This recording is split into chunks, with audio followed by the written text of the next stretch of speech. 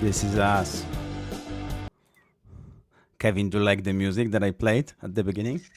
The Sona music, or No, the Sona music. No one here heard that. I tuned us into rock music today. We usually use rock music only for like rock and roll stars on this live stream, but I figured maybe we earned that status already. So you're a rock star now, right? We are rock stars, yes. Cool. Are we So name a single song by yourself, or by you both.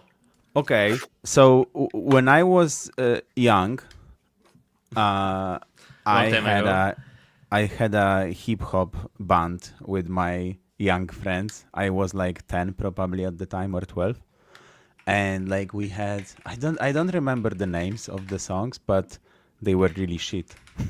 no? Okay, I wasn't expecting that ending. 'Cause I was like, with cut my code into pieces. This is my refactor. Oh, that's nice. Did you like come up with this on the spot or what? Yeah, like with everything. No, I planned, and this was an actual song I wrote 10 years ago. I just remember the lyrics. I have information that the chat is off. Oh. Why is our chat off today? I don't know. We started with some technical difficulties. Like always recently, right? Oh wow, you turned really grumpy. Yeah, always. Well, last week we had you on the intro, just like tuning in, and today I would love the chat to work. Why is it not working? Is it working on Twitter? Can I ask someone from Twitter, or I will go there myself, to let me know if the chat is working on Twitter? Because it's not working on YouTube. I'm gonna check from the YouTubes. Okay. So Callstack is streaming on Twitter. I go here. Oh yeah, chat disabled. And then chat not working on YouTube, Ryan says, but it works on Twitter. It works on Twitter. Weird. Like somebody did it on purpose. Yeah, like probably this is something on the YouTube side of things for us. And we usually have more comments from YouTube, right? Yeah, like do you have maybe a access to like change that? Hopefully. Possibly, honest, but I don't know. Let's try. Okay, guys, so let's do this. I'm gonna try to fix that on the side, and you can introduce yourselves, and you can introduce the show, and let everyone knows that this will be a bomb this week. This will be a live stream to watch, so invite everyone. Oh, it's a little bit too late to invite people, right? they're watching it already, or they will not see, but yeah, we can do that, of course. How do you comment on X? You add the comment live chat at the bottom here. So what? You have the live chat at the bottom. At the bottom. Oh, okay. At the very bottom.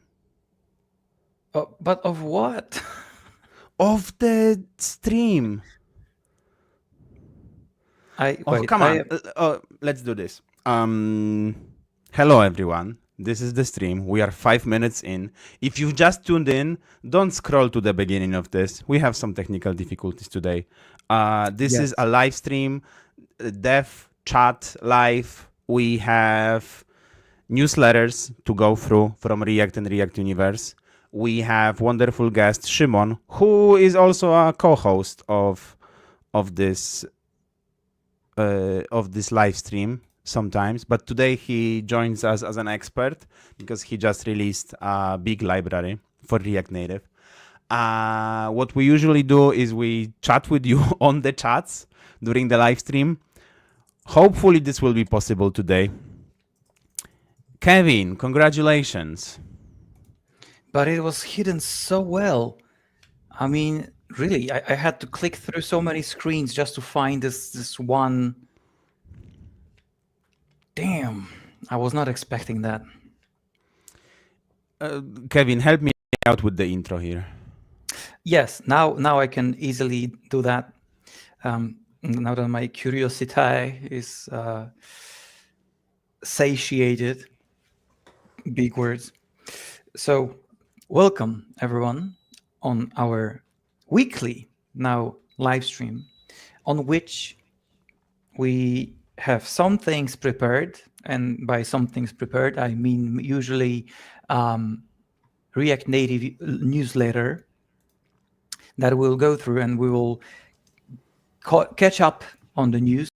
We'll catch up on the interesting events from this week from tech and every other industry tech related. We will most probably play around with some new tech and with some new fresh libraries. So it's not just a show for you, it's also a conversation. So if you have anything to add, any changes to the direction of what we're talking about, feel free to mention that. Usually it should be happening on YouTube as well, but we had some technical difficulties, so sorry for that. If you want to comment this time, then you have to go to the X, unfortunately. I'm a fan of YouTube myself as well. But maybe we can just like share the link to the chat X works. Stream. Chat works on YouTube. How? When? I don't know. I have no idea. It's kind of it's kind of like, you know, it works on my side. It does, yes. Hello. So much better. Okay, I just posted hello with the typo, but I'm too excited to fix it. Yay! Hello. Nice. Great. Okay. So we got rid of technical difficulties, and that's great. Yeah. So just to introduce ourselves, if Łukasz, if you could just like get the thingy down. So should I hide my comment? Oh yes, great. I'm gonna show this one. Hello Ryan, good to see you. Oh, exactly. Hello Ryan, great to see you. I was really hoping to see you today. Hello Alexandra, great to have you here as well. And thank you for helping fixing the chat, because it was Alexandra who fixed the chat for us. Yeah, I figured it. Yeah. It was either her or the magical gnomes. So here we are. I'm Kewin. I'm a developer for Callstack, a senior developer. Here is Łukasz, I guess also a senior developer.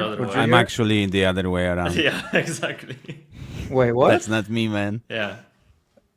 What? So really? the weird thing, when you are on camera, you want to be able to do the mirror thing, right? So it's easier for you. Every time you are on call with someone, and on StreamYard as well, it's mirrored. Your image is mirrored only for you, so that it's easier for you to like orient yourself in your space. Oh wow, really? Yes. Oh, that's dumb. Okay. So when I want to show Shimon, I need to do this, but for me, it looks the other way around. So when I do this, you see I'm pointing. You're pointing at me. Yeah. Well. Okay. I mean, now I figured it out. I'm gonna quickly do some small adjustments. Okay, I'm gonna introduce myself then. I'm Łukasz Chludziński. I'm a software developer at Callstack as well. I also very much enjoy doing these live streams every week, because I can learn something new every week. And then it is really useful in my daily work as well, because I can talk with other developers, I can browse through their PRs, and I can say, this API doesn't look correct. Can you use the newest version of something something, and then this API will look a different way or whatever. This actually happened last week for me, so thanks to the live stream. What are you doing? Now it works.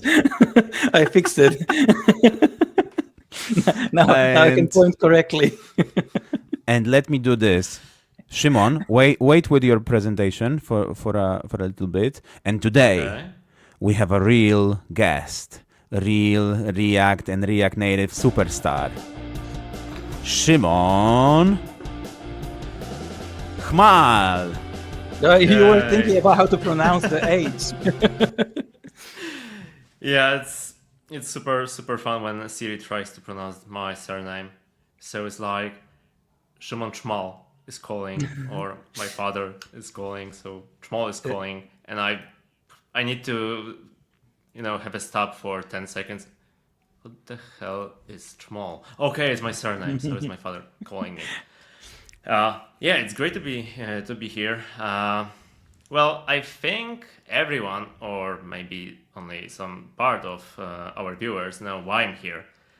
And I'm here because we will be talking also about Rozenite's React Native DevTools framework for you to create custom plugins, which then are injected into React Native DevTools, so you can use them alongside built-in tools like React Profiler or React Components. Yeah, that's nice. This is such an elevator pitch, right? He practiced this the whole day. Yeah, I was preparing myself. I was even doing a release 10 seconds ago in the background, but I had to postpone it. Yeah, there's some difficulties with Repark, and we are working in the background with Jakub Romańczyk to solve it, to hopefully release Alpha 6 today, and we will see how it goes. But yeah, now it's time to focus on something else, on being fun for everyone. Nice. That's quite an amazing introduction. So the topic that you have today, I was thinking let's postpone it for the second hour of this live stream. And first, why not? Just joking. Yeah, I was trying, what I want to do is I want to install it. I want to go over it in detail. I want to play around with it. So first we need to do some boring work by reading the React, this week in React newsletter. Okay, sorry. So the usual work of reading the newsletter. The conventional stuff. And also, by the way, I see that Rozenite is also a part of this week's React Native newsletter. Yes, it is. Yeah. This will be a great jumping point to jump into the... by the way, I need to share that with everyone in the chat listening now. Last week, my library that I created was in the React Native newsletter, and we missed it. This is my first time ever releasing a library. First time, I was so proud, and then when we finished the live stream, I was like, "Oh, and you even got into the newsletter as well." Yeah. Yes. Yeah. It was out there, it was for us to grab, and we missed it. I missed it, so I was quite sad about that. But yeah, we will most probably talk about it next week, because I don't want to take any time of today's stream. Why? And also, let's talk about it this week as well. No, I will tell you why I would postpone it to the next week. Because of the first 4th paragraph of React Native newsletter. Okay, let's just share it then. It will be the best, yeah. Let's just share it then. Okay, so I'm sharing my screen. It's safe to share the whole screen, or maybe just the window. Should I share just the window? Yeah.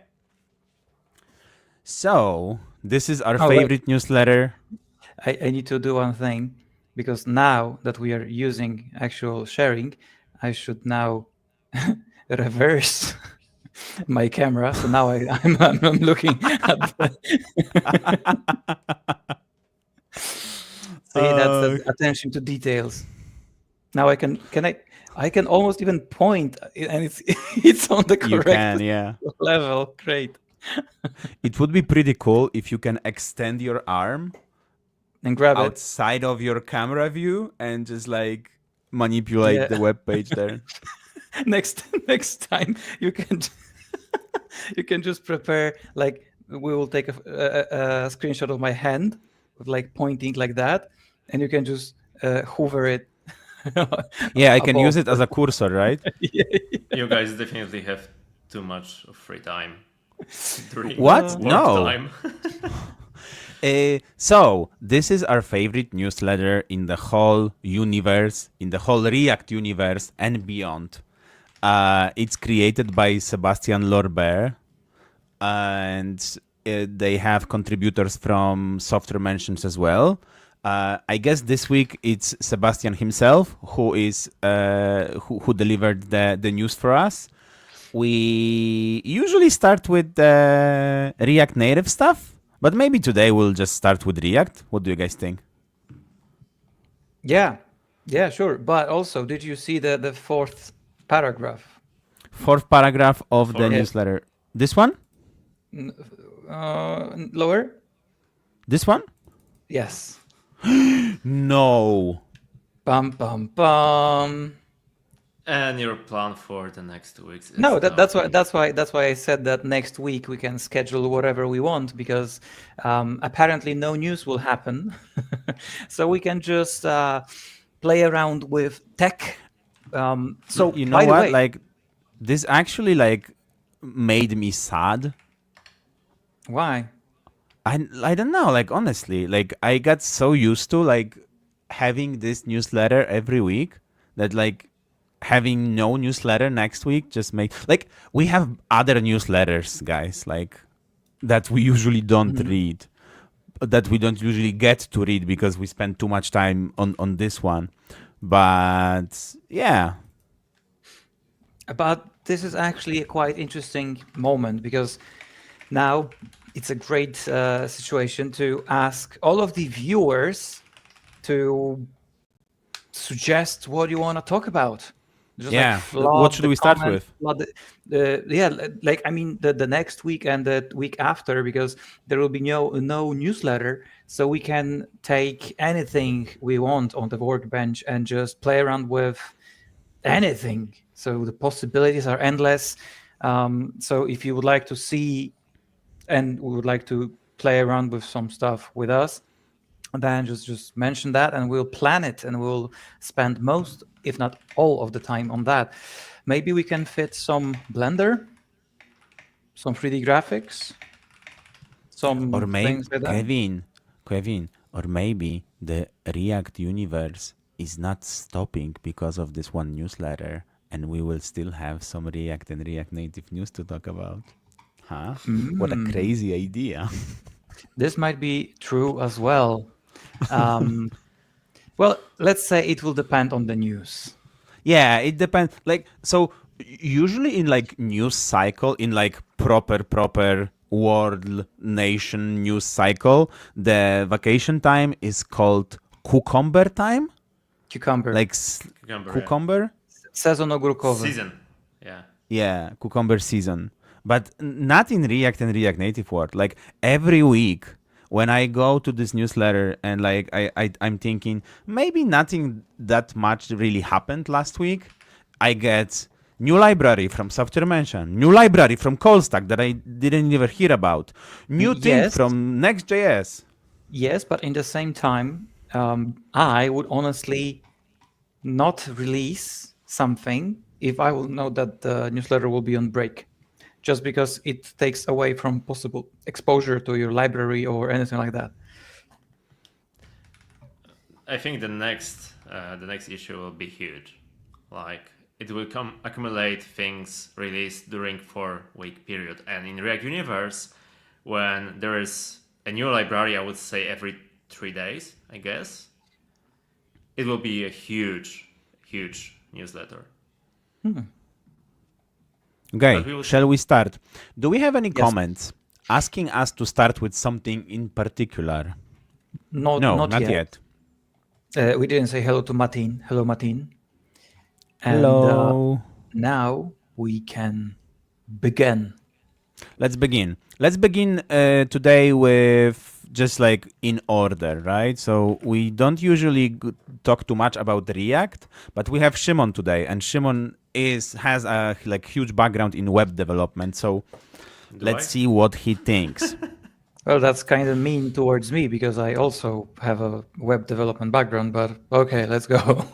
Well, I didn't know that, did I? I have more web development background than mobile. Sorry for that. But like, also I noticed that in React section, we sometimes have mentions of those libraries that are useful for React Web and for React multi-platform as well. Like, for example, TanStack DB, everyone. The embedded client database for TanStack Query. TanStack DB 0.1 is out in beta, completing the vision Tanner Linsley had for React Query, it should say, from day one. Unlike Query, which treats data as isolated cache entries, DB provides the missing reactive layer and lets you create relationships between collections using differential data flow, a technique that only recomputes the parts of queries that actually changed. Okay. From this what does description, the embedded client mean? I don't know. Embedded what? The embedded client database. So what does the embedded client mean in this context? It kind of sounds like it's a client-side memory baked data store or. Oh, really? I mean, it sounds like it, but. Because I'm gonna be honest, one of my biggest problems with React Native and writing apps for React Native is, I'd say, lack of solid mainstream offline databases. Oh, that's true. Like, I had this case some time ago looking for any solid solution, and I couldn't find any. Like, there's Watermelon DB, I guess. Yes, yeah. Today, 2 or 3 weeks ago, we found quite interesting database. I think it was called TinyBase. Tiny, yeah. TinyBase. It seemed very promising and very interesting. It's more of ORM, so object relational mapping, like provider, but you can it basically makes you work with your state in the same semantic manner if you would work with database.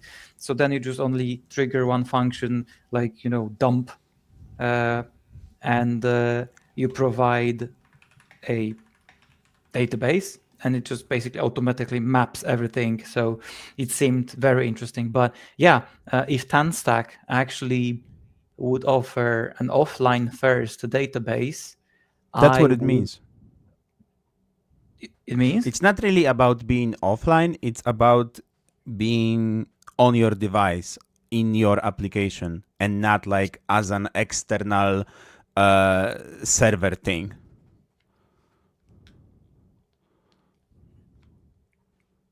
I need to quickly check because I don't want to get overexcited too fast, but if they actually now have a DB on device, that's what I'm gonna be using on my next project, 100%. I haven't read through it. Honestly, I don't know why do we need it? Okay, TanStack Query. Like, why would I need a DB if I already have a query and state management? Well, because it's basically batteries included. It's very good to have batteries included in many cases. You don't need to kind of do any transactional work in userland. You have it included already in the DB. Oh, for example. That's also very, very nice observation. Sync logic between your local storage, your local DB plus external DB. Some you know. Yeah. So basically, you can Well, just this use... doesn't have the external DB. This is local only. Yeah, but At this point. But look at this in that way that in this case, you can just use regular, use query, right? But then you can just dump everything into the database and you don't really have to care about relationship mapping and everything like that because it's all integrated with TanStack queries. And you can do yeah. That's the big selling point of this. And it seems because it's basically like one of the things I also enjoyed using, but it will not allow you to use too complicated stuff. Is I'm a huge fan of Jotai, and Jotai has a storage atom. So you basically create a storage atom, and whatever you like save into that atom, it creates entry in like local storage basically. So it's cool, it's fun for saving smaller instances like some user settings and things like that, but I doubt it will be performant for bigger queries or for more complex data structures. So yeah, it's huge news. I mean, I wish I could, because it seems quite technical, and I don't want to spend like whole stream reading through the docs and everything. But yeah, you know what? What I could do is I could just like select all of this and ask delete. Perplexity why it matters and in which situation should I use it. This matters. I think, or maybe I don't think that. No, I think that. I think that this image is AI generated. Which image? The image on the announcement. Yes, it's AI generated. It makes me kind of sad. Most likely. What? Because of the React logo? As well as the view. Look at the, like, scroll into the view logo. Like, it's not even a straight line. It's a little bit jumbled on the left bottom side. So it's not a render. It's because I'm a fan of like AI if you use it for like triggering inspiration or stuff like that. But I don't know. I'm not a fan of taking away work from artists, and it makes me sad to see that. I like this, but I can have it in my state management as well, in MobX, for example, like the computed fields or whatever. Martin has a very good point. He mentioned that I feel that this is useful for something like X app where they cache a lot of relational data, and they need to be available offline as well. Yeah, it would make sense that, let's say, before entering my plane, I can just log onto the X, fetch a ton of posts, and then still read through them on the plane while all of the relationship data structures are kept. And then once I'm online, I can just, using basically some queries, update the storage, and everything's, as they say, and Bob's your uncle. That's a saying. That's an actual saying. I really like that, but there are rarely situations where I can use it. Okay, so should we just close this topic or not? No. Let's look at his tweet as well. They have a video? Oh, tweet. No, they have a TanStack DB is an extremely gratifying realization of the years-long vision I had for React Query from day one. To be honest, most of them wouldn't have been ready for things back then, and many still aren't, which is exactly why Query exists today, as an incrementally adoptable tool to bring you and pretty much any existing front-end tech you have out of the data fetching stone out of the data fetching stone ages into the modern JS world. Just the first step. DB delivers similarly massive UX improvements, and simply put goes where query never could. And while likely removing code you had to write in query, just getting started. Okay, definitely we need to play around with this. Maybe next week we will actually get prepared for playing around with this, Kevin, if we don't have any like bigger news to cover. And yeah. We'll figure it out. We can maybe we could like figure out with everyone like an app they would like to code and prepare a tech stack before that, so you can just jump right into it and start with the tech stack we already want to use, and figure out an app that will actually use most of the technology in a nice way. I would prefer it that would be a game. This would be great to write a React Native game. You preferably using Three.js or Blender. Skia. Łukasz, I'm gonna be 100% honest. Since we played with Skia and we made a pizza app, I have such a huge craving for to play more with Skia. But I'm kind of like I feel like this is a library that it would work best, like basically doing ping pong between us and like playing around with ideas. It wouldn't be as much fun if I would just like sit and I'm gonna write an app. Yeah, definitely. Okay, this one is interesting. I haven't read it yet, but even from the title here, I know what they mean. Throw a promise technique. So this is a PR. Deprecate the So probably they won't like mention this here. This is still open. So if I go to React throw promise, I think I've never heard something like throw promise. So in Suspense,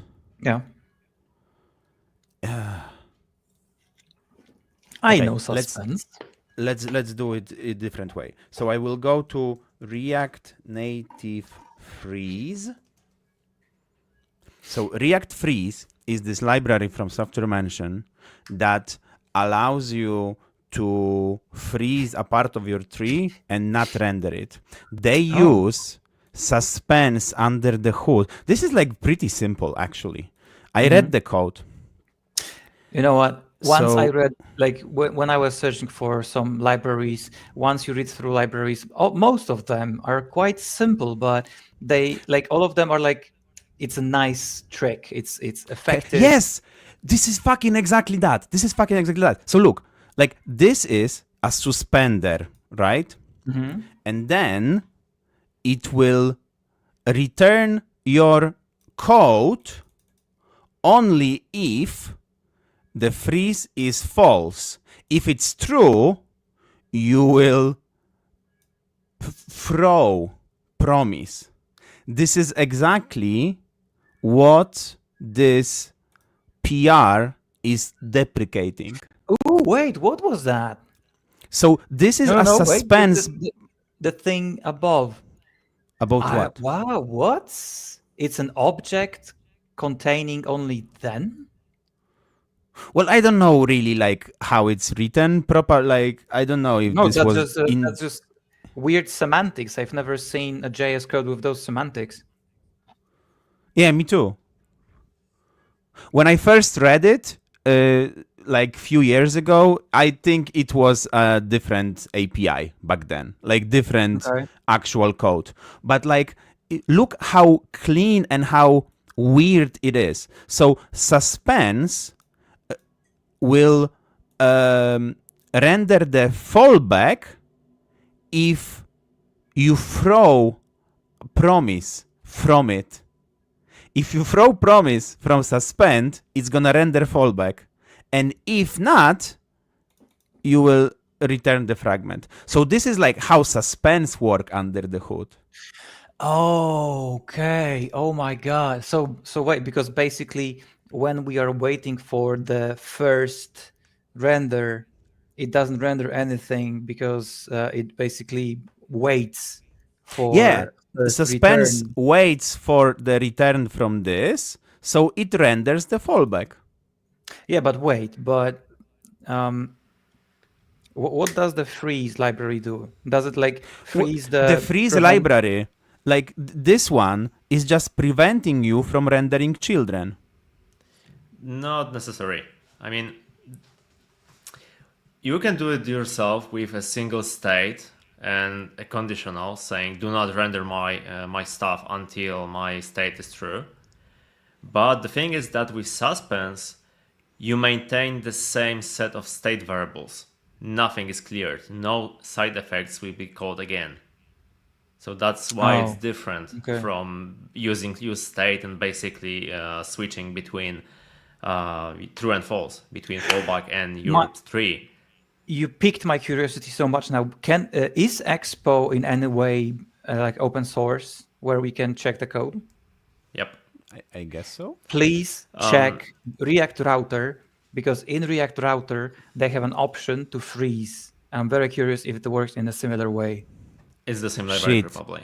Do you think I know how to get to React Router in Expo? You can just search. On top, you have type / to search, not this one, the second one. And just write freeze. Generally, yeah, throwing promises will freeze. Yeah. Throwing promises will be deprecated, but still you can use the same hack with use hook. It will work exactly the same, but with new semantics. At least it should work.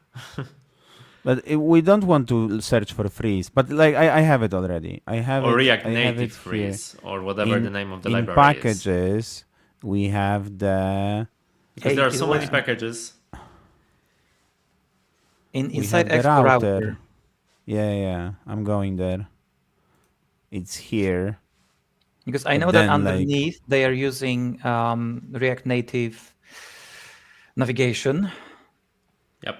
React navigation. Yes. React Native navigation is a different package. Oh yeah, so they are using React Native navigation. It's React navigation. Yeah? No. Okay. Yeah, it's React navigation. Okay. And I know that they have like one of the props you can send is like freeze on switch or something like that. Can you search for it? Freeze on. It may be so that it's basically freeze on blur. Yeah. And it sounds like a very tasty meal. Did you try the freeze on blur? It's React navigation. It's coming from React navigation, if I'm not mistaken. Okay, but then like this doesn't really say much, does it? It does, because it's passed to screen, and if you go to the definition of screen, it will be React navigation screen. I already entered the React navigation. So that's screen. What? Okay, guys, do we want to go down this route? No. Pun intended. I let's freeze on blur. Yeah. Let's blur this. I kind of hope that we'll find some resolutions faster, but okay. So I was really proud of myself that I remember the implementation of React Freeze from Software Mention and how it's using the throwable promise, and I connected this to this new PR from Facebook, from Facebook, let's say. That is actually going to deprecate this, and that is actually going to probably documentation will change. No, break the library. It won't, not initially. It will just print a warning that, oh, you are using something that you are not supposed to use. Please give a note to the... You would need to use react.use promise. Okay. That's all. Yeah, that's all. That's all. Like, this is quite a big thing that the implementation of Suspense is changing, right? Like probably there is not just one library that is depending on the Suspense thing. Well, yeah, it would make sense that there are more libraries. I did myself some couple of months ago. Maintainers of libraries like React Query wonder how to support both React 18 and 19. So blah blah blah, right? Because in 18 there is no use. Oh, It's why 19. It's going to be fun. Sorry? It's going to be fun.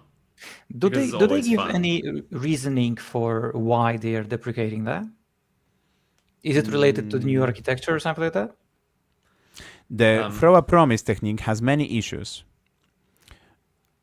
Since you can like place it inside any function.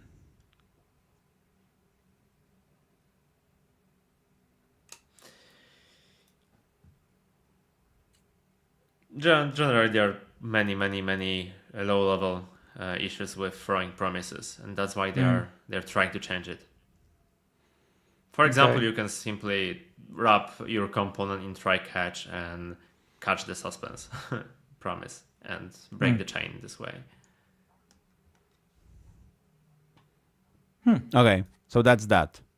Let's go on. React Core PR expose cache signal. According to newly merged type devs, an upcoming React Canary could expose a way to retrieve an abort signal that triggers at the end of React cache lifetime, letting you abort any outstanding network request. This is a sentence that I don't understand.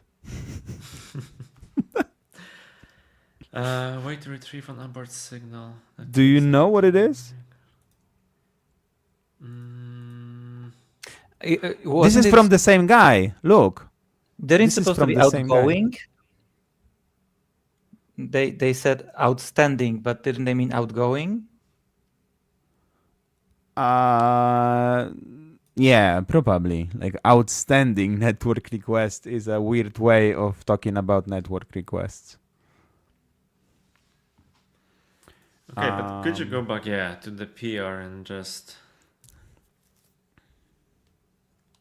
No, outstanding here is the same. Okay. Also outstanding. And cache is done. I don't really know what are signals, to be honest. Okay, I know what's going on. So there is a cache. You can cache things with React. There's a built-in cache. So this cache has a lifetime, and the lifetime is on the server side. It's basically the lifetime of request being handled by a server. And if you have some request going on and your response is already being sent, it will be best to stop the request and just ignore it. Do not wait for it. And up until now, there was no way to kind of give any indication to network layer that I don't want to wait for this request because I'm done. And with cache signal, you can basically say to the fetch API that, oh, I don't need it anymore. You can basically break the connection. Okay, nice. I mean, that's how I interpret the first example. I mean, yeah, that would make sense.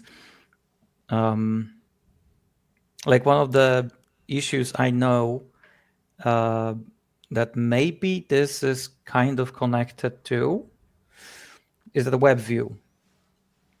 Whenever I use web view in either Android or iOS, I think mostly in iOS, I often get a problem with when I unmount web view, it still says that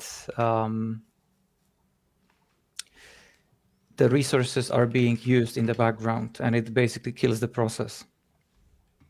So now I'm wondering if this is like because of some sort of, outgoing connections that are still being done, like some trackers or anything like that, and maybe they're being passed to. So just wondering. So yeah, but wait, like this cache signal, because they expose cache signal, but is it exposed? Yeah, it's just like you are able to import it. Yeah, but will it be also like usable on React Native side? Yeah, like I guess you can import it from React. Will it work? That's the different thing. I don't know anything about like how network differs from React to React Native. Probably it's only for React Server components. So unless you're writing React Server components in React Native, you won't use it. Okay. Yeah, but like I wanted to actually like get to the question from Ryan, because like I was thinking the same thing. I was using like in React Native, I'm using Axios quite a lot, and like in Axios I have this abort controller or whatever it's called there, and like I can abort something, but then like you are not really aborting the request. The request already went to the server. You're just saying to your code, to your process, that you don't care about the response. Shimon, can I try this one? Can I try this one?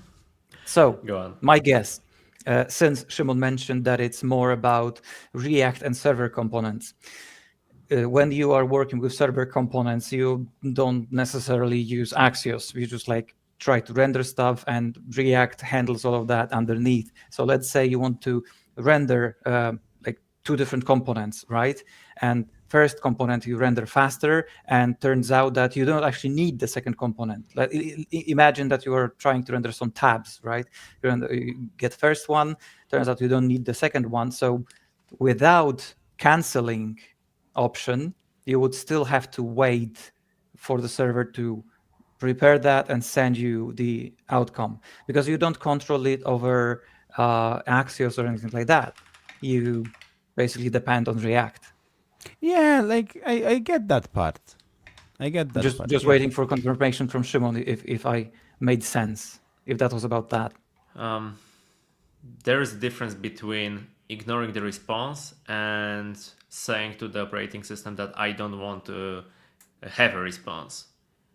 In the first case, you are still reserving resources and the system is waiting for the response. In the second case, when you abort, you are basically saying, I don't need this. And you can close the connection right away and free resources. I'm wondering if this is also releasing resources on the server side, though. I guess so. I mean, why wouldn't it? Okay, let's stop guessing. But abort. There was this question about abort controller. This is basically the same thing. You can create abort controller, but then you have to signal yourself that whatever is connected to this controller is supposed to be aborted. With cache signal, this signal will be produced by React itself when it's time. You don't need to do anything. It's basically handled for you on the React side. Okay, I want to pause for a little bit and look at my notes, because we forgot about something. And now is as good time as ever to talk about this. Yeah. That's the sponsor of this live stream, which is Callstack. And you know how I got to this point? I looked at this Next.js Conf San Francisco, blah, blah, blah. And I was thinking, yeah, Conf, React Universe Conference. So yesterday, I recorded a video for Twitter. It took me more than 1 hour to record 30 seconds of video and add subtitles to it. And then there are a few things that I'm saying in that video. So hear me out. React Universe Conf. React Universe Conf happens from 2nd to 4th of September. So that's like 1 month from now. And then today, you only have 6 hours and 9 minutes left to get the ticket for your regular price. But, and here's the kicker, if you go to my profile on X, which is Lukasz_up, you can get 15% off. That's me. Guys, don't use this code. I have another one with under 15% of discount. Do you think we can combine both of them?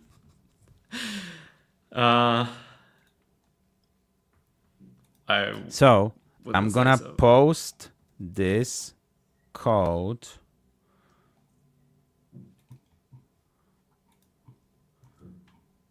Lukasz 15, which sounds like I'm 15 years old, but I'm not. A little bit, yeah.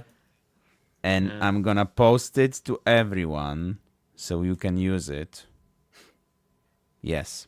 So React Universe, it's gonna be awesome. And like one of the things that I'm looking forward to is of course the party, right? But this year we have 10th anniversary of React Native. And this will be the theme for the party. So I guess that's my idea. I guess we'll all have the cups. We will all have the balloons. And Fireworks. I have one with me. Fireworks, probably. Yeah. What else? Cake. A fucking cake with candles, right? And then like the most contributors from React Native over the past 10 years will just be blowing the candles. I don't know, like things like that. So don't wait up. Get yourself a ticket to Wrocław. It will be nice to have you. And when you're there, just come up to us and say hi. And let me know if you got there because of this promotion bit that I just did. This would be fun. You will know that because of the promo code. Yeah, maybe. So, going back to our regular schedule, I think we should just end with the React part because we have a bunch of things in React Native as well, and then the library from... What are you doing, man? I just added some promo. That's nice. Can you do it for me as well? If you have OBS. I don't. No, I don't have OBS. Okay. Going back to our regular schedule. There is a CFPO. So last thing from React World, CFP for Next.js Conf. This season of conference, right? September is Wrocław. Then at the beginning of October is Nevada, React Conf in Nevada. And then end of October is Next.js Conf in San Francisco.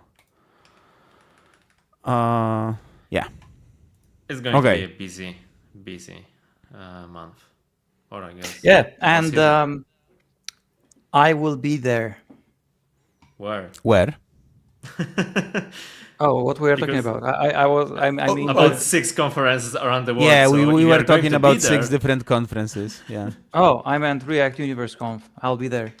Oh yeah, definitely. Me too. This is quite a big news. Kevin, can I ask you to take the screen sharing from me and maybe talk about this with Szymon for a few minutes? Sure.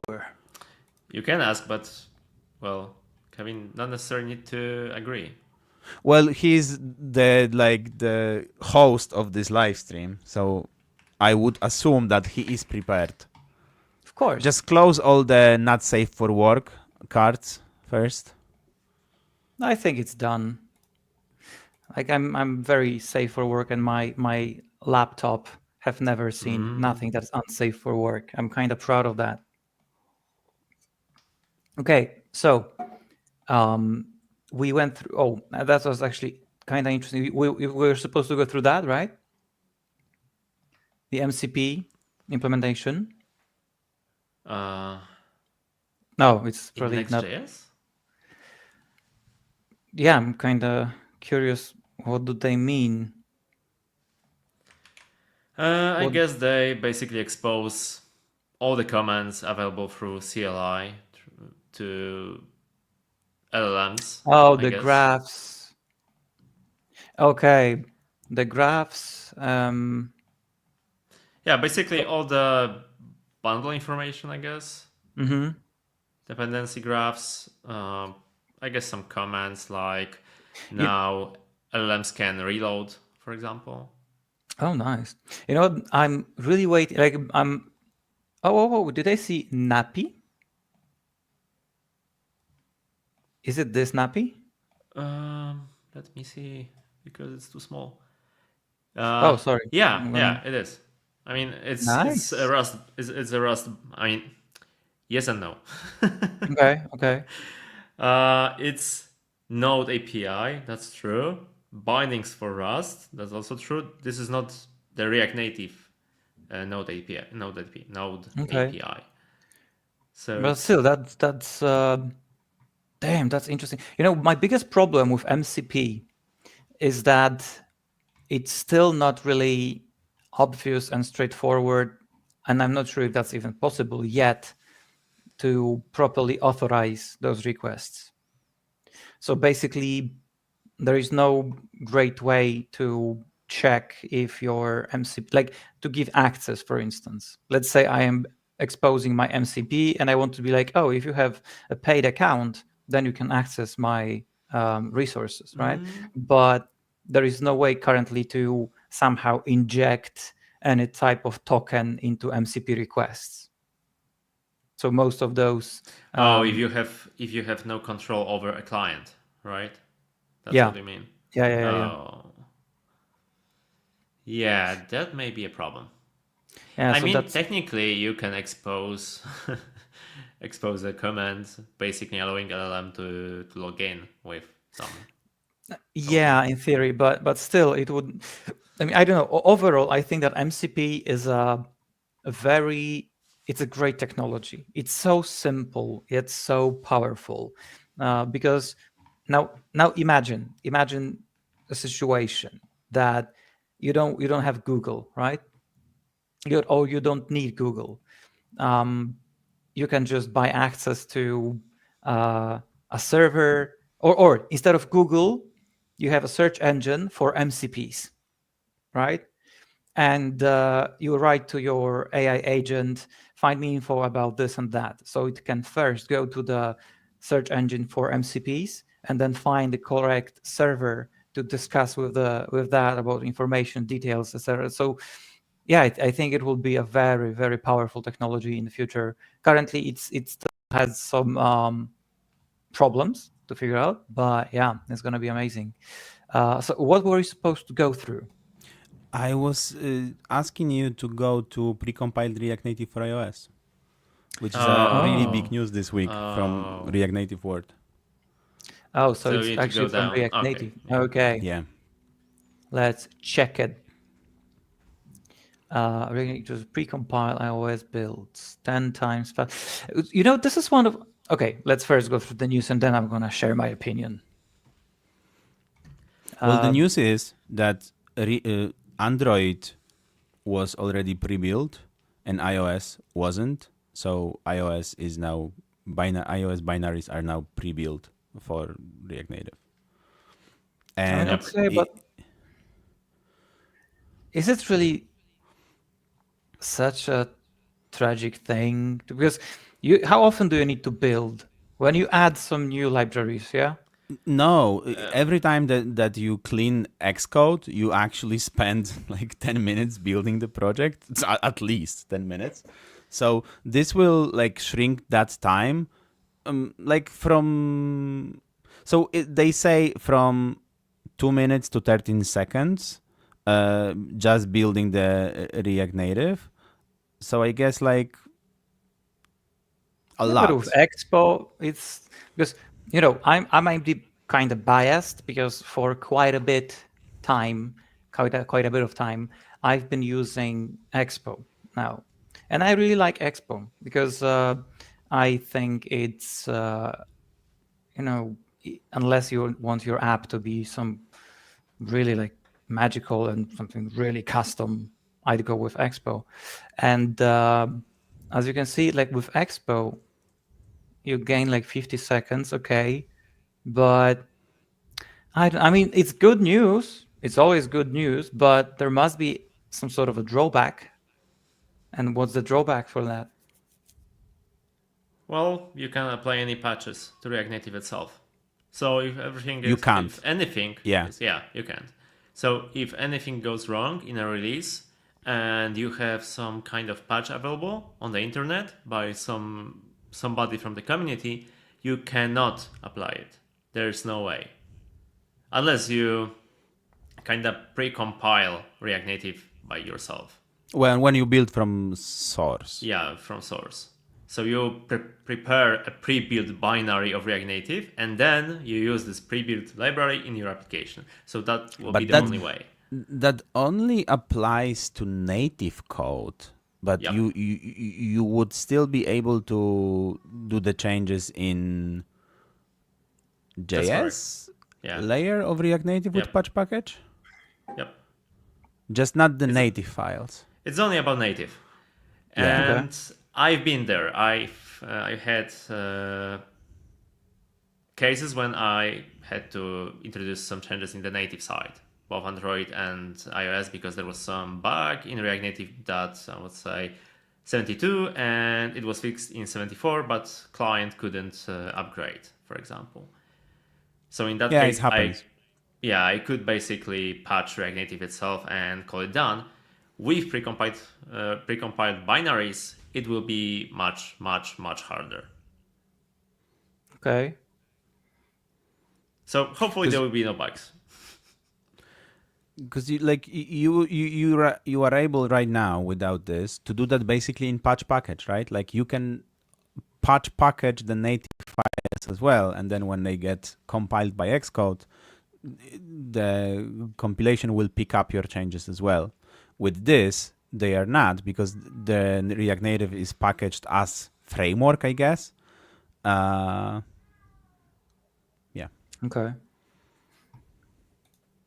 So it's good news. You will be able to work faster. But then again, yeah, and it's also important. I would add my couple of words again. It's important also because we have a Swift package manager, and I think CocoaPods are now in deprecated state. Deprecated state, yeah. So we need to go away from CocoaPods at some point, and if I am right, we need to precompile to go from CocoaPods to Swift manager, Swift package manager. But I could be wrong at this point. I think I need to learn a little bit more about like architecture, building steps, etc. Because I guess I understand why it's big news and why it's cool and everything like that. But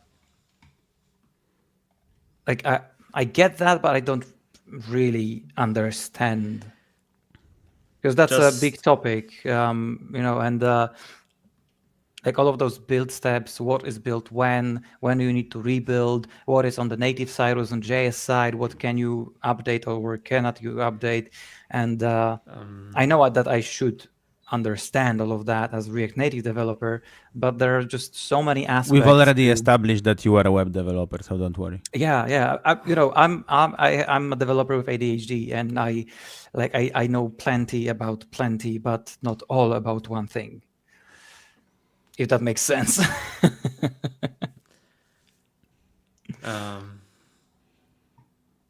Yep. So that was it. What's next? 10x.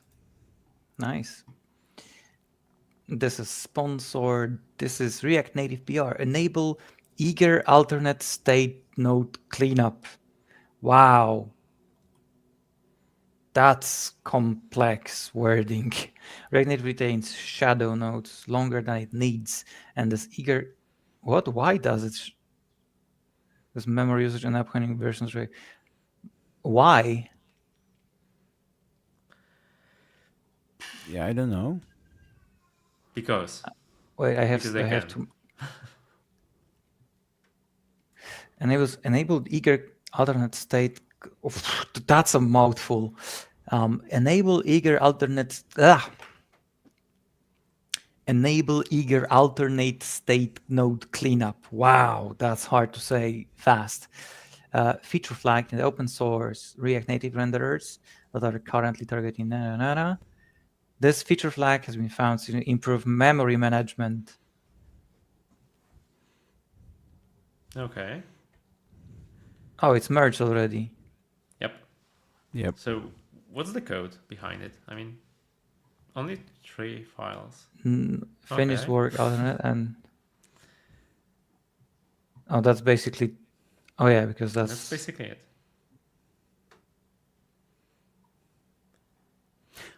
Huh. Look at this weird syntax. Maybe not. It's not a weird syntax, but it's a weird convention to see when you compare something to null, and then you write null as the first variable that you are comparing to, right? Yeah, but also It's pretty unusual. I'm gonna be completely honest now. I never thought about doing that. That's so cool. About Like you are conditionally assigning a value to. I've never seen that, like syntactic sugar. yeah. Yeah, and this time I will not describe what's going on because I don't really remember the case with alternate nodes with Fiverr itself. So sorry.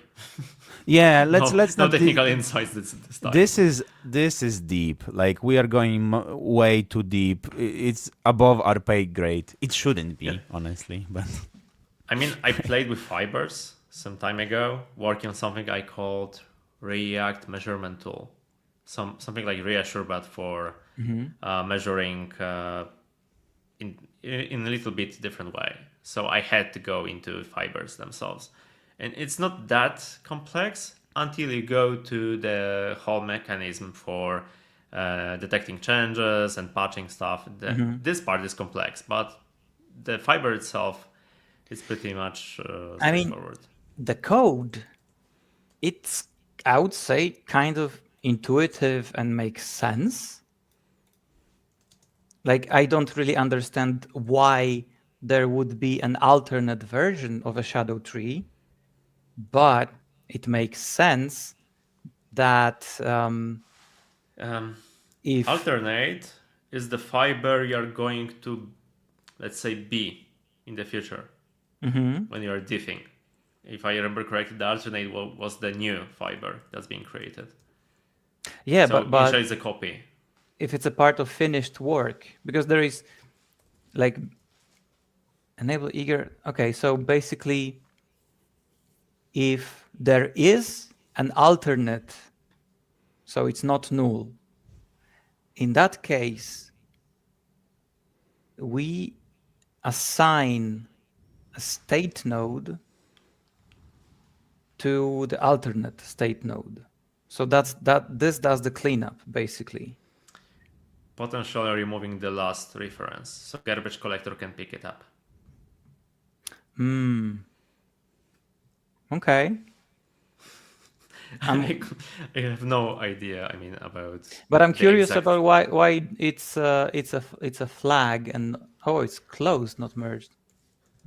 It is merged for some reason. PRs. In React Native, you don't merge the PRs directly here. They get merged in, I guess, different repository. Okay. I forgot how it actually works, but I get that you will see this pattern all the time here. I think that they are just taking, because this is from this guy's repository, so I guess they copy the pull request into their repository and then they are running all of the checks and stuff like that. But that's just squashing and pushing directly to main. Oh yeah. That's interesting. I wonder why it's just a flag now, but let's actually research this. Let's go. I can fire up the Perplexity and ask, what is the workflow for React Native repository contributions? ? Why are the PRs closed and not merged? Let's see. I will take the screen from you now. Oh, okay. So I'm gonna stop sharing. So contributing code to React Native follows a structured workflow designed to ensure blah, blah, blah. So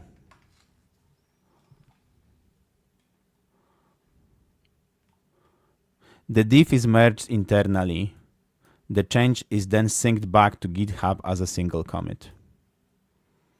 Why are PRs closed and not merged? The GitHub repository for React Native is a mirror of the subdirectory inside Meta's internal monorepo. Code does not get merged directly into GitHub repository. Okay. So you create PRs. It's not really origin because they don't use Git internally. Whatever. But like they have their own monorepo and then it gets mirrored by this external repository. I need to take care of my cat because Okay. like he's. Can you hear him? Yeah. A little bit, yeah. Okay. He's not right now, so yeah. So that's that. Meta is actually using React Native directly from the repository and not from the releases. So they release React Native for everyone else, but internally they just use the main branch from their internal monorepo and not regular released whatever. Look what I'm doing right now, guys. I am creating a new project, and by the name of this You are not project, sharing whole screen. Okay. Sorry for that. Sorry for that. Look what I'm doing here. Isn't that amazing? I bet you're wondering what's happening around. So I need to fire up the... I'm gonna do a quick rapid fire, if that's okay with you, Łukasz. That's fine. I'm gonna quick rapid fire with the news. Okay. So there is an Expo change log with news and changes, but I mean, a lot of happening, so not gonna like be super detailed about that. There is a new dangerous mod in Expo, which allows you to create config plugins, escape hatch to create config plugins when existing mods are not enough. So I guess that you can change the configs as you go. I tried to read through that, and it seems kind of complicated. But of course, they do not suggest. They suggest you shouldn't do that on production, but or maybe you can. But it looks like you can have access to more native things as a plugin added, or do some stuff in the runtime. Interesting. Anyway, dangerous mode. Next thing, boost your React Native app start time. Stop shipping Lottie JSON incorrectly. So there is a article about shipping Lottie files, and I've heard plenty about Lottie being heavy and killing performance. So sounds like a very interesting article if you are using Lottie in your project, because yeah, it's always cool to learn new stuff about how to optimize your work. Next thing, Native Wind migration guide. So there is new Native Wind v5. We spent some time already a couple of weeks ago talking about Native Wind. We implemented a couple of apps using quick style sheets changes with AI. It was a lot of fun. Native Wind overall is very cool, unless you are using animations, a lot of animations, because then it gets kind of tricky. It's not impossible, but have it in mind. On-device text embeddings in React Native with Apple NLP framework. That's... Kevin, can you share the screen while you are talking about this? Yes. Sorry, you are very correct. And by the way, this news is also from our one and only. Wait, am I gonna share the screen? Because I'm sharing the screen, but I don't share the screen. Do you think he will share the screen? Now it's time for a joke. For a And I joke, don't have one. Yeah. how do you call a sheep without This legs? I knew in my guts. I knew you will tell this one. I'm not sure why, but I was kind of 100% sure that you're going to. How do you call a sheep without legs? A cloud. I knew the answer, so I didn't want to spoil the fun. Oh, But that's lovely. yeah, I hate those kind of jokes. Oh, why? Those are fun. Oh, wow. This article that I'm now showing. See, Ryan got. You're not showing anything still. I mean, I know, because Łukasz basically said, yeah, share the screen. And you know what? I need to next time log in from the account in which I can. okay, so you cannot share. Yes. Perfect. I mean, So yeah, I can't push myself onto the screen share. But yeah, that's a pity. before, yeah, a bit. Oh, yay. Yes, now I'm sharing. So, the news, React Native with Apple NLP framework. It comes from our one and only Mike Grabowski from who is a Callstack CTO.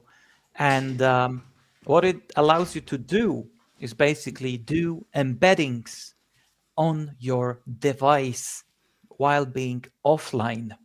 Now, why it's freaking amazing, let me tell you. From the top of my dome, a situation, you want to be able to use a language model on your offline device, right? An offline, small, nice model. And you would like to learn about a document you see in front of yourself. Let's say you take a screenshot, right? You take a screenshot, you copy the text, and or maybe even copy the text. You can basically now write a function, a complicated library that will parse the screen, like the photo you just took, and embed all of the text into a small retrieval augmented generation like database. And then you can ask your LLM about the document you just took a photo of, and you can get information about that. And that's a freaking powerful thing, because one of the biggest problems currently with LLMs on device is that they can't have a huge context window. So with mobile phone LLMs, we need to work smart, not hard. So basically, embeddings allow you to find semantically related words, combine them in the database, and then LLM can retrieve information based on your question, for instance. So that's great news, because since this is basically using Apple embedding model, it will only get better, and it's all on device. It comes with your iPhone. So that's great news, and that's a very, very cool library. So shout out, play around with this, a lot of fun. And going next, 6 reasons to use ES update. Honestly, that's a lot above my head currently. I know ES is very cool, but I'm personally am a fan of building everything locally when I am doing my development phase, and I never went with my personal project to the release phase. So thus, I never properly used EAS, but I know that it's easy to set up and takes care of a lot of nasty stuff. It's basically like, and Shimon, please correct me if I'm wrong, but EAS would be basically like Fastlane, but taken care of on the Expo side. Yep. But technically they are speaking about update, so over-the-air updates through ES. Oh, okay. EAS is Expo Application Services, and it's like much more than Fastlane. It's kind of like if you would connect Fastlane with TestFlight and with couple of other services. So it's very powerful. Good to see that it's getting even more powerful.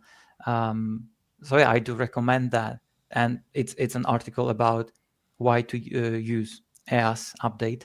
There is a small I don't think it's a very important thing. Let's go to this now. We are 1 hour and 21 minutes in. Yeah, Let's I know. start playing around with this. Okay, so just quickly finishing I wanted to burst through, give you some time, Łukasz, to set up the project because we will be showing stuff, right? Finger crossed. Łukasz, are we going to be showing stuff? Yeah, I'm taking the screen over from you Oh, right now. already. Okay. Yeah. So I'm removing you.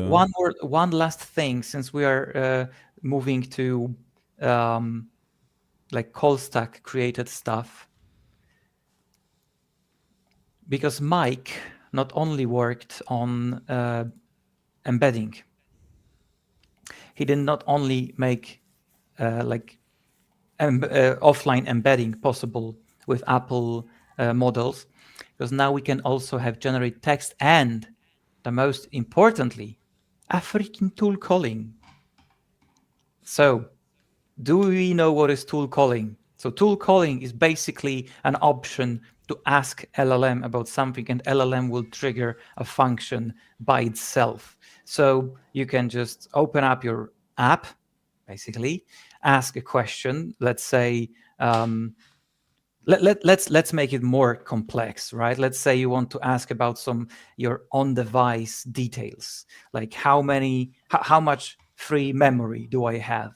And it can trigger a function that will check device, like assuming proper device accesses, it can return that value and then respond. And you can chat about your device, for instance, of course.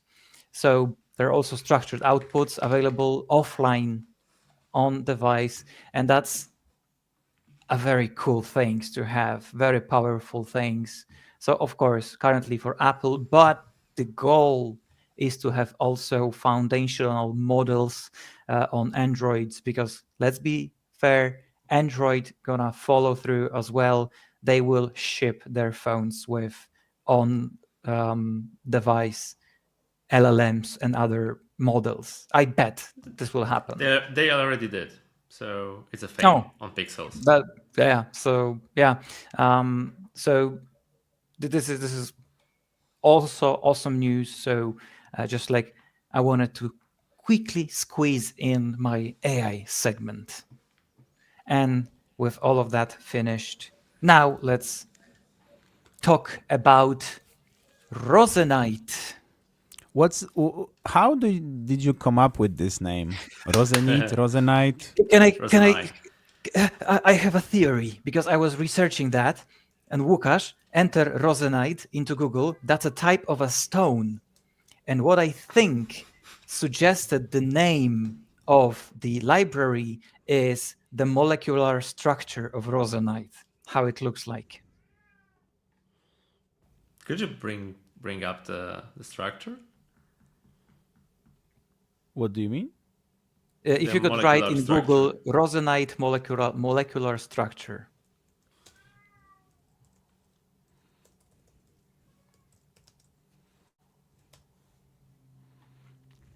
On images.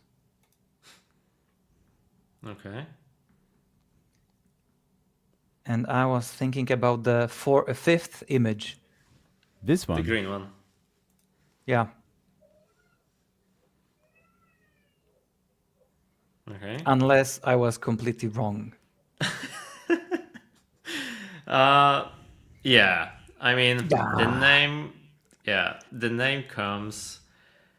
Like, if I will be honest, the name comes from the lack of availability of the other name I initially selected. So the initial name I came up with was, I don't know how to pronounce it. Pyrite.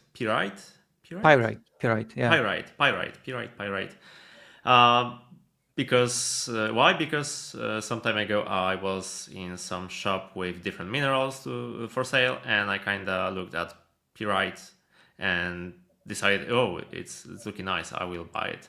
And I didn't, but the name was still in my mind when I was thinking about the name. But unfortunately, when you go to npm or GitHub, you will see there is a package named this way. So I had to find some other name, and there was a few of them. Some of them taken already by some other tools, and I think in the last participants of this, let's say, of the selecting process were Rozenite. What was the second? Okay, I can look it up in a second. But generally, we picked, because it was not only my decision. I was asking multiple people for their choices, for their picks. And we, as a group, chose Rozenite because it's coming from a Polish person. Rozenite was discovered. If you go to rozenite.dev, the site, the documentation site, you will see there is a paragraph about the origin of the name itself. I mean, and maybe it's good that it wasn't pyrite, because it's also called fool's gold. yeah, yeah. I didn't know. I mean, I was told about it minutes after I thought that pyrite will be a good name. So Kevin, in the end, Kevin, look at this poetic sentence. Just like scientists exploring mountains to find new minerals, we're exploring new ways to extend React Native DevTools with custom debugging tools. Man, this is a sentence. it's perfect. This is how you write documentation, man. Not only you feel like you learned something, but you also are inspired now. Yeah, I'm inspired now. So okay, the other Shimon, names if you were. Oh yes. The other names were Acantite, Galena, Ferberite, and Stibnite. Is it because you already had this sentence and then you were just looking for the minerals? You could have also called it honest, Zygmunt. To be honest, I was looking for some. That's such a fucking good name. React Native Zygmunt. That actually sounds good. Yeah, that's a Polish name. Everyone. When we had this this poll about the name for RNEF initially in the company, yeah, my idea was Twardowski. So hard to pronounce, but I appreciate the effort. With I in the end. On here, I can also see that it would be interesting to call it Tatra. Like a beer. Yeah, like no, in Western Tatra Mountains, like that's where Rozenite came from.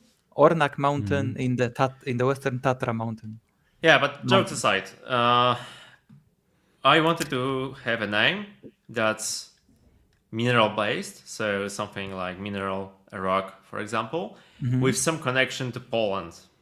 Like, we are a Polish company, so let's have a name that's somehow connected with Poland itself. And Rozenite, turns out, I didn't know that, was named after Zygmunt Rosen. So, yeah, it's basically a mineral name with Polish origin. Okay, so I've added this. I will open my code now. So I've added the Rozenite. Before we start, Szymon, because I think we didn't actually got to that.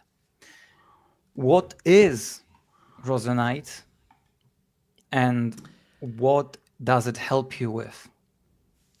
Okay, so maybe let's start with why Rozenite was created.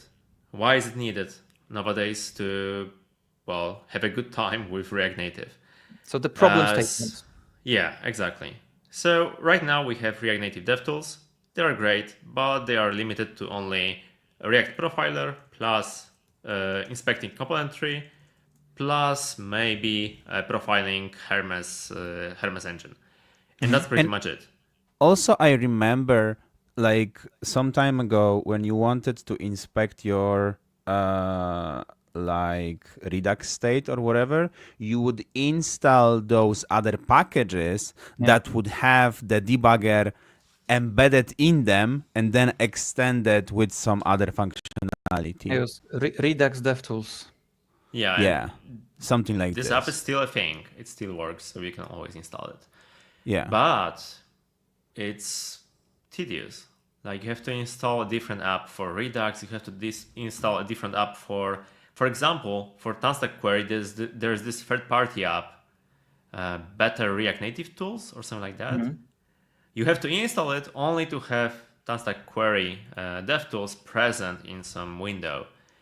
So you need to install a bunch of different applications, potentially conflicting one with another. Yeah, and it's not a great developer experience. Plus, many times while working on different applications, I wanted to create my own DevTools. I wanted to kind of expose internals of my application to the outside world. For me, for example, to debug problems, for example. And up until now, there was no way to do that. I mean, I could always start a new, Shimon DevTools and create another app, and then have this app installed and potentially create a WebSocket server to communicate with the app. So there is a bunch of stuff you need to do yourself to build such app, and then you need to maintain it. So it's also not the best way to solve this problem. And Rozenite, the idea is that we will, as maintainers, or I at this time, because I'm the only maintainer, I will provide a framework you can download, simply install in your project, and have your own or third-party tabs presented in React Native DevTools. So for example, if you need Redux DevTools, you just install a plugin, and that's it. You have Redux in your DevTools. You don't need to install any other app. It's basically that simple.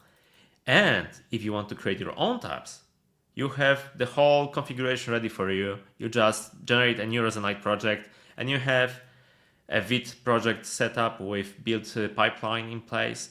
You can build UI with React or React Native. I mean UI, DevTools UI. You can build some Metro stuff in different file. You can build some React Native integration in the third file. And then you can have this all packaged as, well, a package, and install it in different project. You can potentially publish it publicly for the others to use. And we hope you do.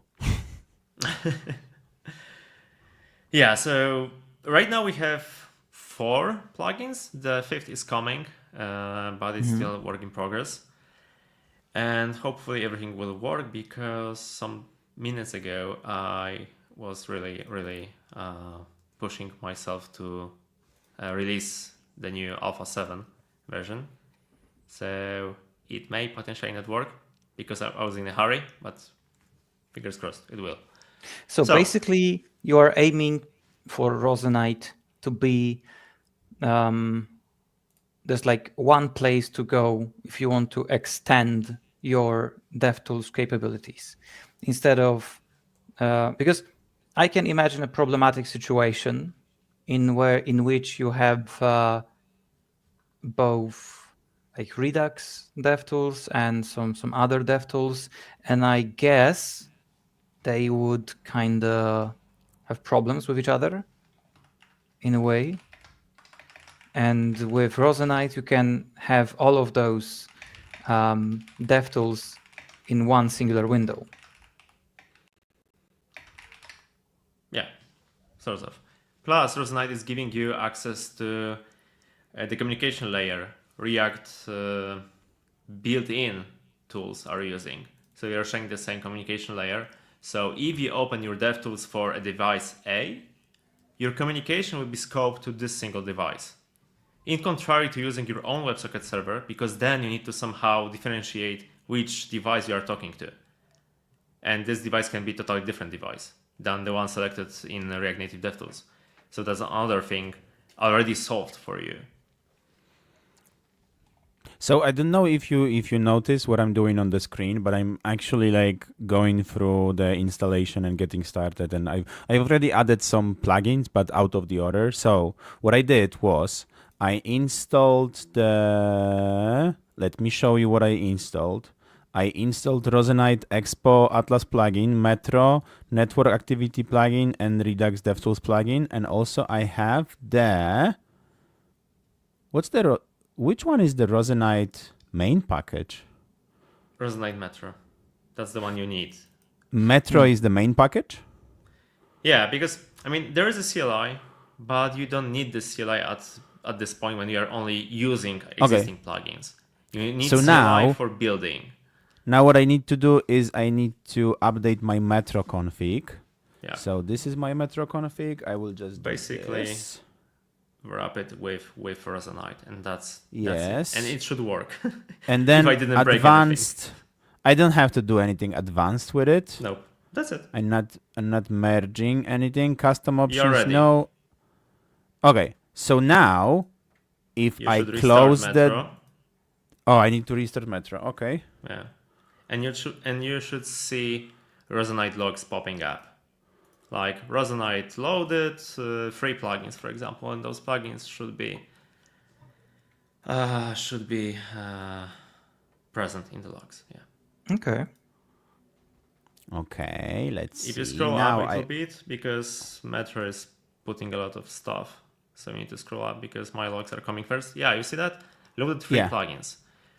So those 3 plugins should be now present in your DevTools if everything works correctly. Okay. Because it's alpha, and there are things that, well, sometimes break. And one of those things is when you have some projects with different packages present. I mean, nice. You can have different React Native dev middleware packages installed in your project, and before Alpha 7, it was not possible to select a correct dev manager or dev middleware. Mm-hmm. So I guess the network activity is easiest way for us to start. Expo Atlas failed because for Expo Atlas there's an additional setup guide. Yeah, because you need to set up Expo, I guess. No. You need Wait, what is Expo Atlas? What does it allow you to do?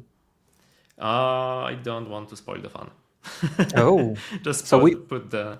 But we will be setting up that? No, this is the only thing that Łukasz has to do. Just no. I mean, will we be setting up the Expo Atlas? No, it's already there for you. So that you have to remove the last line, and we are there. That should be it. What about default config? Oh, okay. Yeah, sorry. Yeah, both of them. And place there. Yeah. And then you can let go the last line. So now you can restart Metro. Only Metro. You don't need to build the whole Android app. So you need to restart it. Yeah, but then I have to go to work, other Shimon, I guess. Yeah. And then Yaron start. That's it. And you should see Expo Atlas. Okay, plugin it. There is it. And no data and now found. you need to reload your app because you lost connection with Metro, right? Because you restarted Metro server. So. Ah, fuck. Yeah. Is it this one? Hopefully, yeah. Okay. Now reconnect with DevTools. And if you go to Expo Atlas, yes. Ta-da. You know so what? Expo Atlas is a package visualizer. Yep. First of all, consider me impressed because not only there were issues, but you were aware of all of those issues, and with one single, basically, command, you debugged it and fixed it. So that's impressive knowledge of your own library. Oh, thank you, Kevin. No, Łukasz, to you as well, because you were like, I wouldn't know and notice that we need to also copy the default config. I would be like, copy it, and like, it doesn't work. Help. Yeah, so Expo Atlas, you have insights to your app, and it's not much, I would say, because you can always install Expo Atlas by hand. You can always start the Expo Atlas by hand and have a different Chrome window opened with Expo Atlas. Mm-hmm. But Rozenite version is simpler. I mean, you just install it, you do a little modification to your metro config, and that's it. So are use you it. planning on adding some hyper complex profilers and other like amazing tools for debugging? You can do it yourself. You can do That's it yourself. the premise of this is that this is an extendable framework that you can write plugins for yourself. And people are already doing it. So there's something like a simple version of Storybook, something like Swift previews. So you define a preview in your component, and then I can wait a second. How was it named? I think it was Rozenite preview. Rozenite. You keep saying Resonite. Rozenite. I know it, but you keep saying Resonite. I don't know. But to be honest, maybe I'm tired. Resonite also sounds very cool because it's kind of like, resonating with all of the plugins. Let me share the link with you. So you will have it on your Slack in 3, 2, 1. There you go. Okay. So maybe I will share the video. Do you want to share this? If you want, you can share the screen as well. I don't have it installed because, like I said, it's not mine. It's a community creation with the use of Rozenite. But, okay, so that's nice. Like we can show the video definitely if you send it to me. But like I was going to like actually go through this. Like we already know what this is. This is Expo Atlas, like bundle visualizer, and I was actually going to like create some network calls and like see how they are presented here, because like this is the tab that actually interests me the most. Historically, it was pretty hard in React Native to spy on your network. You'd have to like install things. So yeah, in apt-tsx, I can just do fetch, right? Mm-hmm. Little disclaimer: it does only intercept calls, fetch calls, and XML request calls in your JavaScript code. It doesn't intercept anything happening in the native layer. Oh, just to be precise. Are you going to fix that for us? You can fix it yourself. That's the premise, Mr. Łukasz. The problem is that in order to use the CDP, the Chrome DevTools protocol, and the communication layer baked into React Native, used internally by React Native and used by me in Rozenite, you would need to modify React Native itself. Expose this connection to the outside world, so somebody will be able to use it. Right now it's not possible. Expo has support for network layer intercepting in both native and JavaScript world, and they do that by basically providing their own WebSocket server and then transporting all the events into the correct server used by React Native. So this would mean that I would have to patch React Native CLI or Expo or both to support native layer, which is, well, not, doable, but not maintainable in the long run. Okay, so I don't have to do this. What I can do let is me just copy add the copy image. something and simply share with you, because I did something like this today to test Repack integration.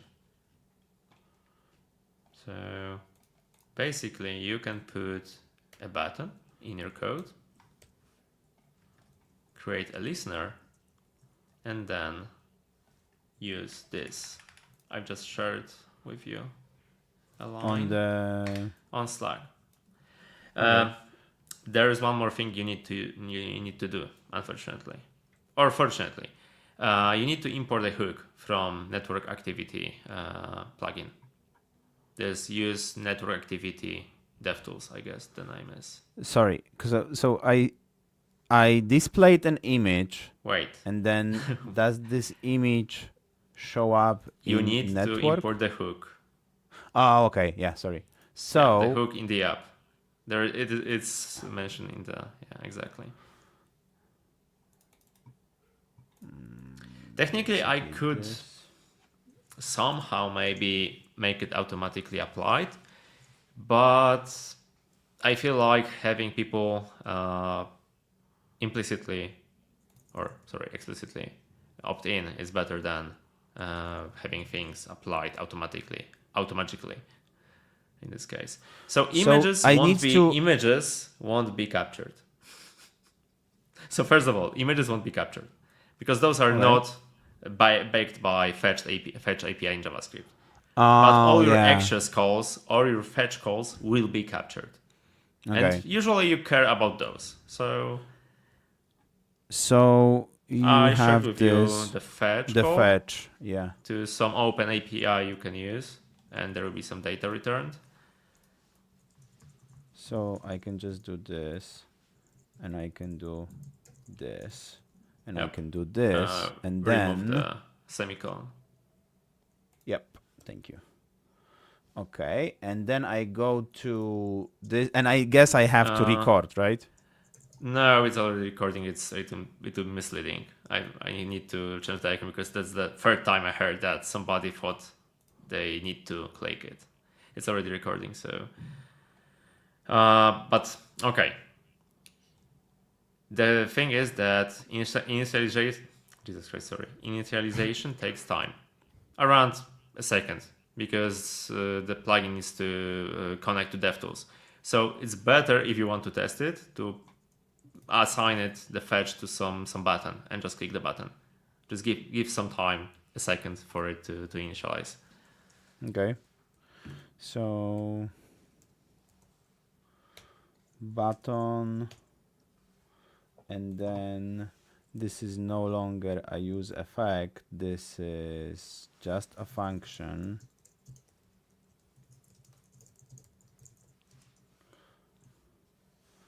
Yep. And this is this, and then at some point I will maybe make it a little bit better with some synchronous work in the background, but right now it's asynchronous. Okay, I made a mistake. Your import path is weird. For button. React Native. Okay. So I just do this. Okay. That was weird, but press me. Okay, now hopefully let's everything will work. See this. I'm pressing. Restart DevTools. Sometimes they break, and not only my Rozenite, but generally DevTools break. Okay. Press. Yep. Ta-da! Here it is. So what can I do with it? Can I see what's inside? You can. In a response. Nice. Technically wow, you that's can so cool. Interact with the JSON part.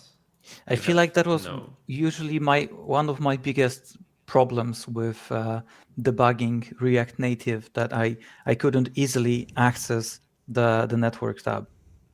Yeah, this is what I said. Had to go through the Android Studio or just do some hoops and weird tricks. Yeah, so now it's there. Like I said, it's alpha, so there may be some unforeseen consequences of using it. For example, memory pressure, because you need to store responses in memory for some time. But generally, when somebody basically reports some performance issues, I'm getting back to drawing board to make it better. That was the case with TanStack Query plugin. It was like my initial version was basically, if anything changed, just serialize everything in the cache and send over the wire. And it was awful. I mean, it was okay for the small app, but with many queries fired at the same time, it was awful. Like it introduced a delay of a second between tab being changed. So now it's better with the new version. So if anyone have any problem with Rozenite, with any plugin, please open an issue or just join the Discord channel and ping me there. So where do I go to see the code base for this? Is it like open source, all of that, all of the plugins and all of the code? Yep. And so I should go here. And then do you have like plugins inside the same repository? In packages. Okay. You have a bunch of plugins, man. Expo Atlas, network activity, Redux DevTools, MAKV plugin. Query. This one is work in progress. I stumbled upon a problem and I'm still figuring out how to solve that. Basically, so can you show me that with the problem with MMKV, whatever the pronunciation is. The problem is that you need to know what type of value you store under some key. So if you use, for example, Boolean, you need to use get Boolean to get the correct value. If you use get number, you will probably get 1, for example. But there's no way, no function to get the type of a key, which is a problem. But somehow I will somehow fix that. I hope. You have a question from Rayan. Does it use Electron? No. It's basically using React Native DevTools. It's not introducing any new runtime. It's just injecting some custom JavaScript to React Native DevTools. And basically, React Native DevTools are a web application running in normal Chrome instance, in normal browser instance. Can you show us the code where you connect to the DevTools and where you inject those like separate tabs? Packages middleware. This is the first part because now deep insights on how React Native DevTools work. There's a package on npm with basically bundled website, bundled app, web app with DevTools. And this app is served if you go under certain URL. And this app is served by Metro.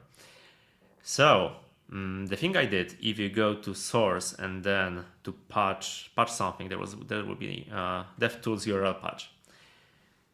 Yeah, this one. So the problem is that this particular middleware used for serving DevTools is configured in a way that I cannot really hijack any request going to the URL. So I had to change the URL a little bit. You see that I changed to debugger frontend to Rozenite. So now I can have a middleware, my own middleware, capturing Rozenite requests. And for example, I can override a certain HTML file, which is what I need to inject any JavaScript. And this happens in middleware section, in the file middleware. Yeah. So this is the middleware. What I do is I remove the Rozenite suffix because I don't need it anymore. And then I have plugins plus plugins for serving UI for plugins. So you first change the URL to Rozenite, and then immediately after that you remove it from URL. Yeah, because if you go down, you will see why. Because then at some point, you see I'm hijacking Fusebox HTML, which is basically entry file for DevTools. And then there's host.js, which is basically my injected runtime. And then there is a fallback route, others, using serve static, which is basically get URL path, get file in the file system under the same path, serve it.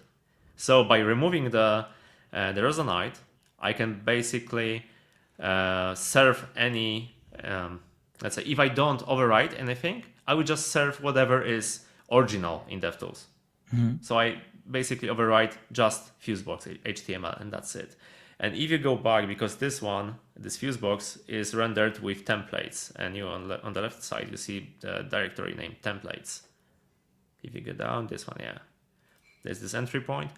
This is basically HTML copied from the source code of DevTools, and this is this one host.js script included, plus some inline script to pass plugins list to the runtime, and that's it. And now everything happens in the runtime package. So I can clearly see and understand now why you did this framework with your web development background, because it's much more like web related stuff than like native development. Yeah, so now if you go to runtime for just a second to present, it's a different package. Which one? Totally different. Runtime. Runtime, yes. Yeah. So this is basically the code injected into React Native DevTools. And in source, Okay. index, for example. Basically, I'm waiting for the initialization on DevTools. There's no. This is what you meant that we are waiting 1 second around? No. This is something different. This is because certain APIs are initialized asynchronously. There is no like built-in event in DevTools allowing me to wait for it. So I'm basically waiting for a change in a certain div element. And if this div was changed, then usually it means I can do my stuff, and it works. So, well, it's better than set timeout, because with set timeout, it depends on the performance of a device.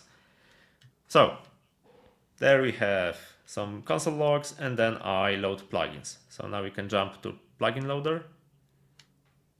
On the left are this one. Yeah, jump to plugin loader. So I'm now using Rozenite prefix again.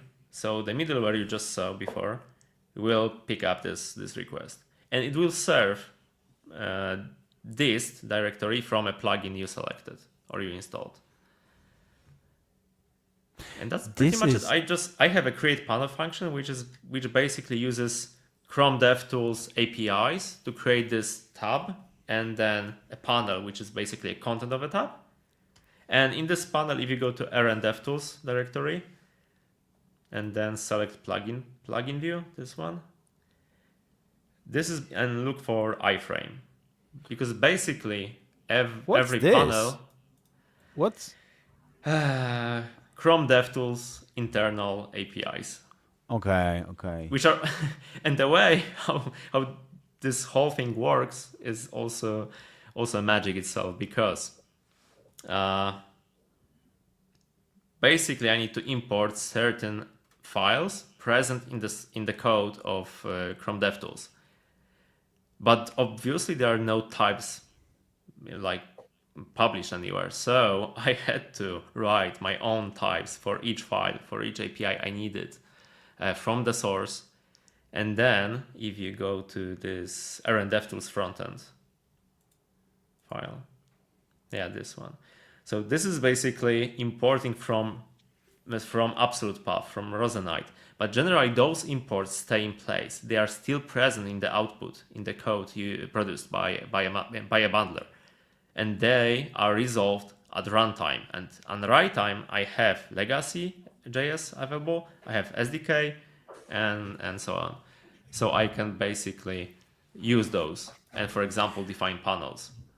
When you explain this, I'm nodding my head like I understand, but then I understand like 20% of it, man.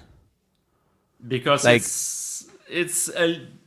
it's not a little hacky. It's super hacky. It's also like you say it's hacky, but it also lives on this boundary between knowing the React Native DevTools API, like the surface of it, let's say it, and then knowing WebSockets, and then knowing the things that Kevin mentioned about like serving, replacing URLs and blah blah blah blah blah blah.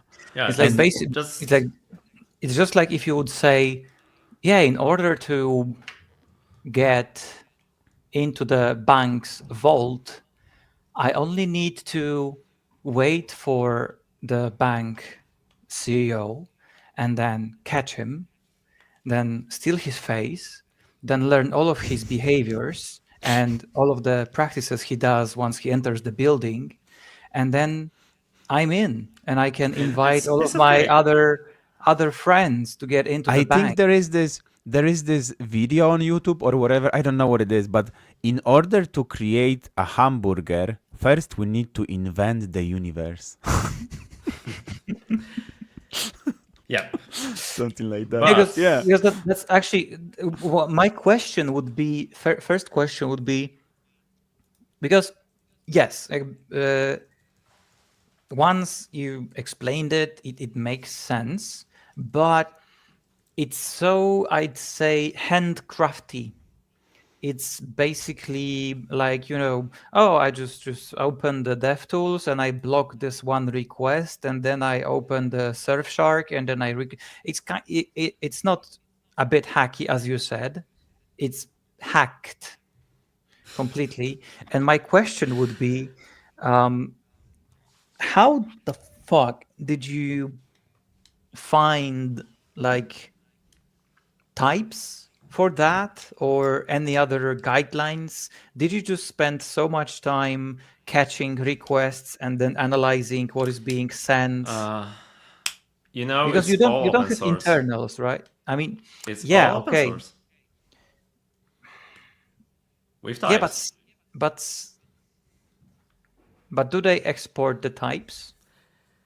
No. That's why I said I had to craft them myself. That's why there's this DTS file, API DTS Aren't file. you worried that the tools that you are relying on will evolve, and then you have to like maintain Obviously. the compatibility, and then like you rely on a bunch of different things, right?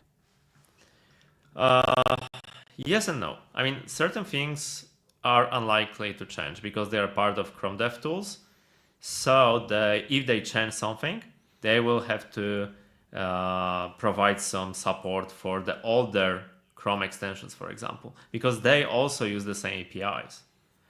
So definitely there's a case for some API to change, but that's necessarily the thing with all nested imports we do sometimes. We import something from React Native /something/something/something, which is also hacky and can be changed at any time, basically. So definitely there is some maintenance needed, but I kind of feel that it's not going to change much.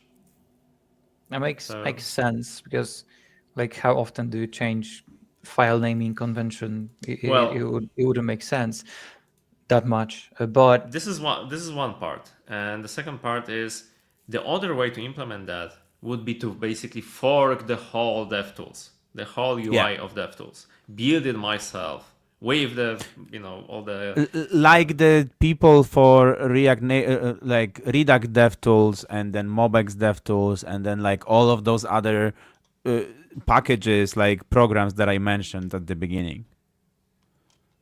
Yeah, I mean, we don't have, because like the initial idea was to somehow bring the Chrome Chrome extensions back into play. Somehow make it possible to run the same extensions in React Native DevTools. But it turns out, after some time, I realized that this is basically simple web app. This is not Chrome DevTools we are seeing. This is basically web app served with the same code. And the problem is that with extensions, you need to access some internal APIs. Some APIs only available in extension context, which is not possible. Damn, that's so. Also, another question: why didn't you go kind of into the way of just like the Redux team did? Like, why didn't you just fork the repo of the DevTools? So in that way, you have full control over the updates that are happening, yet you still allow others to add their own plugins without any problem. So basically, like making your own fork of dev. Because now, if anything would happen, like Łukasz said, I know you really doubt that it's possible that this is going to change this much or anytime soon, but wouldn't the effect, like, wouldn't forking that give you more potential future stability at the cost of relatively nothing? You know, I can always commit back to React Native DevTools frontend because that's the name of the repository. I'm hoping that at some point we will have an official plugin system, or we will have some way for Rozenite to be less hacky by using some new exposed APIs. And of It would course, still, this whole thing, whole Rozenite, evolved from a single POC I did after work, just to see if it's possible to inject and if it's possible to display a new panel.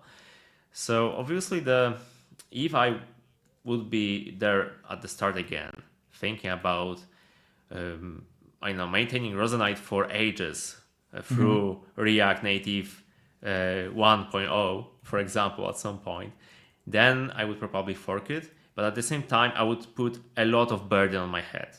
Yeah. Because I would need to sync constantly with the origin. Maybe some feature would be missing. I would desynchronize myself with React Native. Generally, it will be pain in the neck to support that. So I went the easy way, basically. How? But by the way, because as you said, this is web app, but do they have any sort of internal versioning system for fetching the DevTools? Yeah, because DevTools are basically NPM package. Yeah, so technically maybe I could do the same. Yeah, I mean, no. I meant that maybe if you are hacking what they are fed, like you are hacking, basically you are interjecting your own plugin system into what they're fetching. Maybe you could also interject what version, just for safety purposes or anything, because this would allow you to not have the problem of overhead of forking the repo, but also have like very fine-grained control over which version of DevTools Rozenite is using. Yeah, sorry, I missed your point at some point because Łukasz is pinging me in the background to help him with setting up the last. I sent you the link to I'm VS trying. Code. I'm trying. So I've added. So let me explain what I did. I've added the TanStack Query to the project as a package. I've added the plugin for TanStack Query. Should I add the TanStack Query to Metro config as well? No, this one doesn't need any. I've added the query client here. Now, what we need to do is we just probably need to use the query. Yeah, that's the last part. How do I use the query? Use query.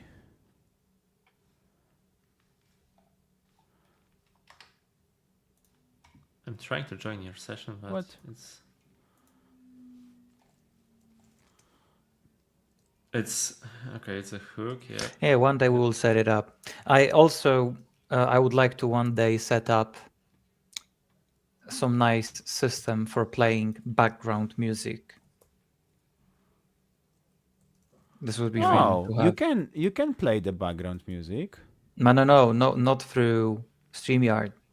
Through Spotify or some of that, like having royalty-free music on playlist.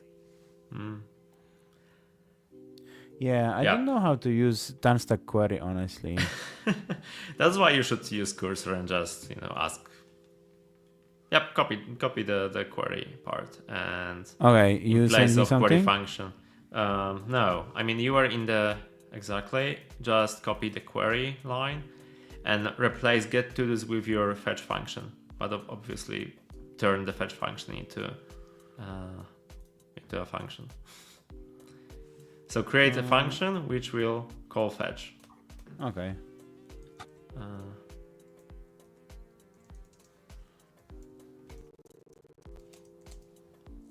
Yeah, and while you're doing it, make it a function. Exactly. Then you need to do then response JSON, and at this point you can pass it to the query function. Exactly, and now pass my fetch as getToDos in place of getToDos. Okay, thank you. And at this point we should get something. Yeah, no never. query client set. Okay. Use query client provider. Okay, because I need wrap to like your app. call it from. Yeah, so you need to create a second component. Okay, so maybe what are the disadvantages or current disadvantages of Rozenite? The current disadvantage is that if you go to some other tab, the current tab gets destroyed. That's good and bad. I mean, that's good. It kind of works the same with network tab in DevTools. But I agree that I would love to have network tab like network activity plugin persist. So I see maybe that's a nice place for TanStack to add, like, dumping stuff into offline TanStack database. works like this. TanStack works like this because I'm always sensing, just can't pronounce that. I'm always sending the current state of cache on startup. So you always see the current state. But with network activity, it's not the same. You need to start network activity to start recording and then have the data shared. So there is already a community pull request in Rozenite about persisting tabs in the background. The only thing I'm worrying about is basically memory pressure and CPU pressure, because data will be piling up in some other tab. For example, network activity will be piling up. There will be some activity going on in the background, so CPU may be overwhelmed by the amount of work. Let's say you have 6 tabs opened, every work in the background. So you need to change the order probably because you have const as a second. Yeah, const are not hoisted. So at some point you may end up in the situation when your PC or MacBook starts slowing down. What is dark mode? Like, it's used. There's a hook. Just Why remove do I it. need- You see that in the app there is dark mode. oh fuck yeah, I can see that. Thank you. Shit. Yep. Works been now. I've been there. And then, what should I see here? Probably restart the DevTools because you had DevTools installed before. Yeah, you see tools now. Oh. And you can trigger loading state and it will be reflected in the app. You can trigger error state. No, it will be reflected no in the way. app. You can refetch and it will be refetched. Basically, No way. pretty much all the things work. Yeah. Oh, okay. You removed the query, so it's now gone. That's so cool. Like, I can't. Okay, but I think, I think when I Lukas just found a bug. When I go to the left, refresh. go to the network activity and go back to TanStack Query.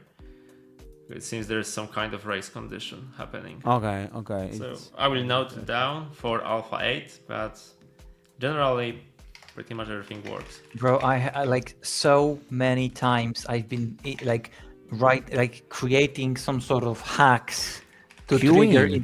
Yeah.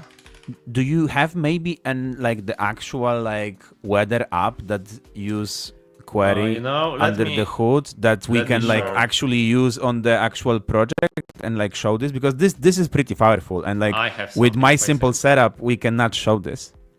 Yeah, sorry, I don't. Give me a moment. I have but something. It's amazingly powerful because so many times I've been changing stuff underneath to trigger the placeholders, trigger loading states, etc. And being able to do it from just with one button click, it's super dope. I'm starting my app, so give me a moment. Sure. You can. We have a question in the meanwhile. Hey bro, how can I get the curl of request? And I'm really sorry, but I have no idea what do you mean by curl of request, and where do you want to get the curl?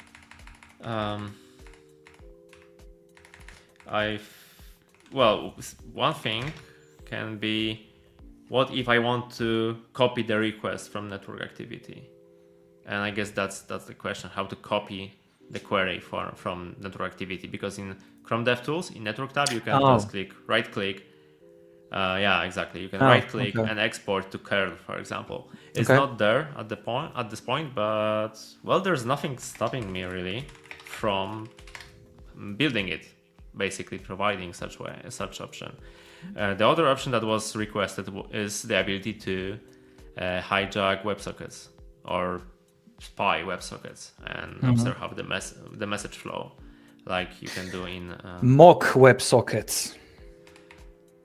Maybe not mock. But I'm just saying, it would be powerful. It would be so awesome. Okay. Overall, I like mocking stuff, and I like doing placeholders, because I often like when I work on some front end related tasks. Often the backend doesn't work as I need it to, or there are some issues with setting it up. So I like to make mocks and pretend that I have my own backend and make it, still send requests and get responses from fake backends. So yeah, making this sort of stuff would be awesome. Give me a second, Łukasz. I need to check one thing.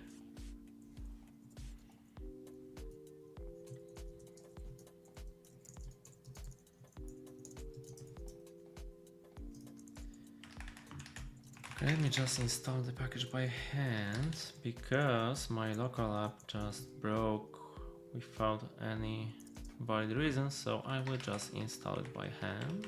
I mean, there are dependency missing. You can still share the screen and let us know what you're doing. Can I share part of my screen? Because you know that I have a white screen, so it will be... Cover your eyes. Cover your eyes.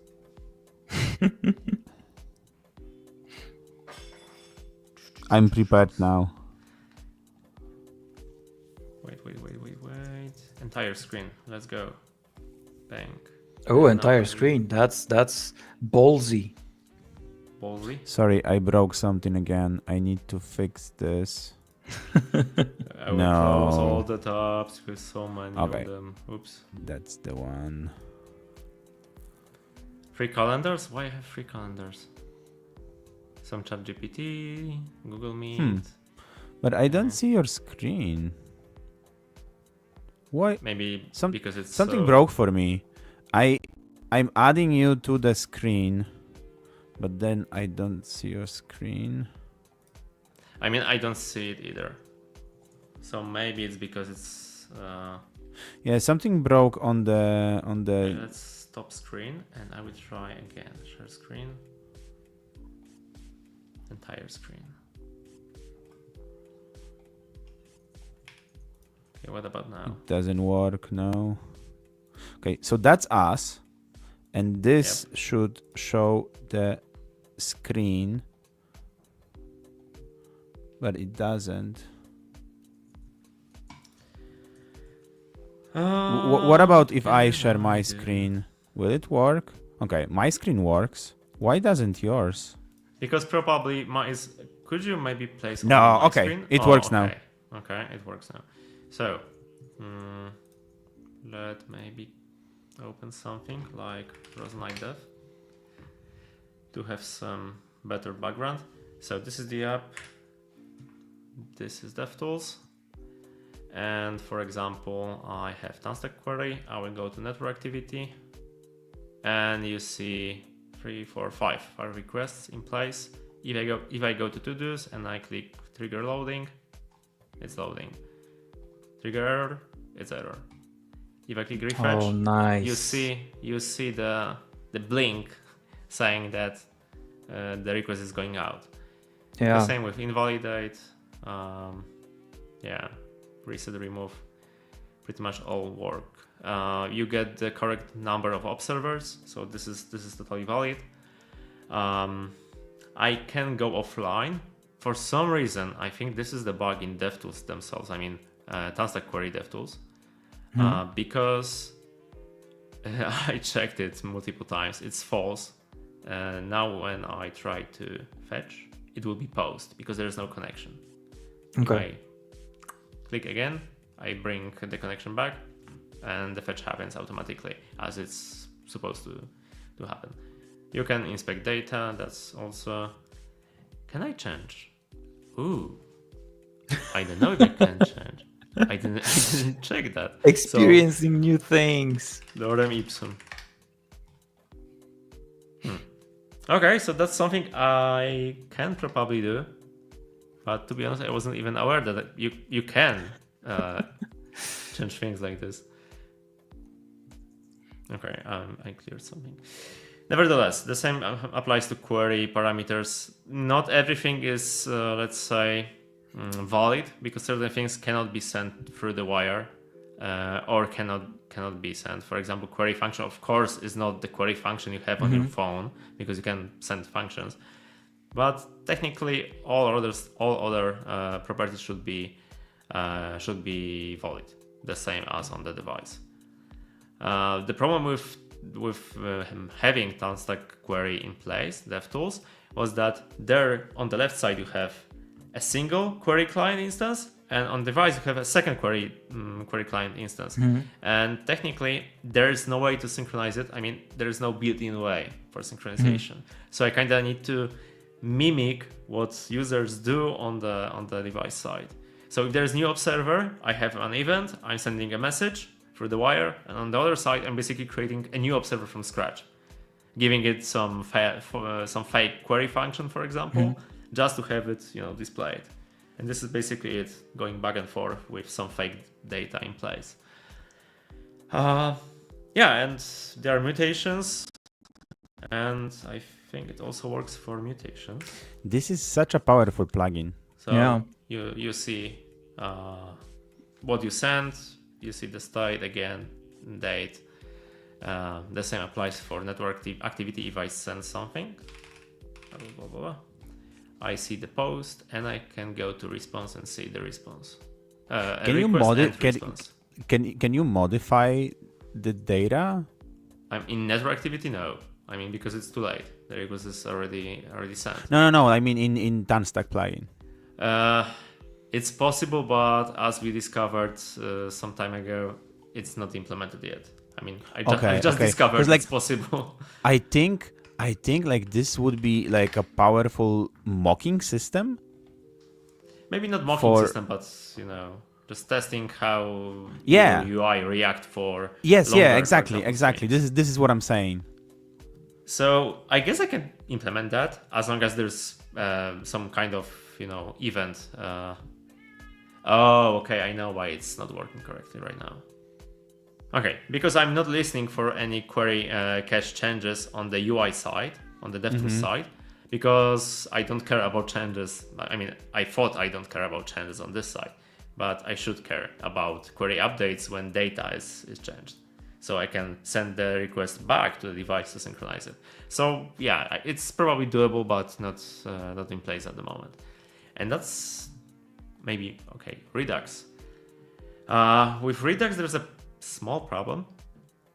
Currently, it's using a different WebSocket server because that's how usually Redux DevTools are used. Technically, it's possible to implement your own transport layer, but I realized it's not an easy task. It would take some time. So I went the easy way and just prepared a second WebSocket server.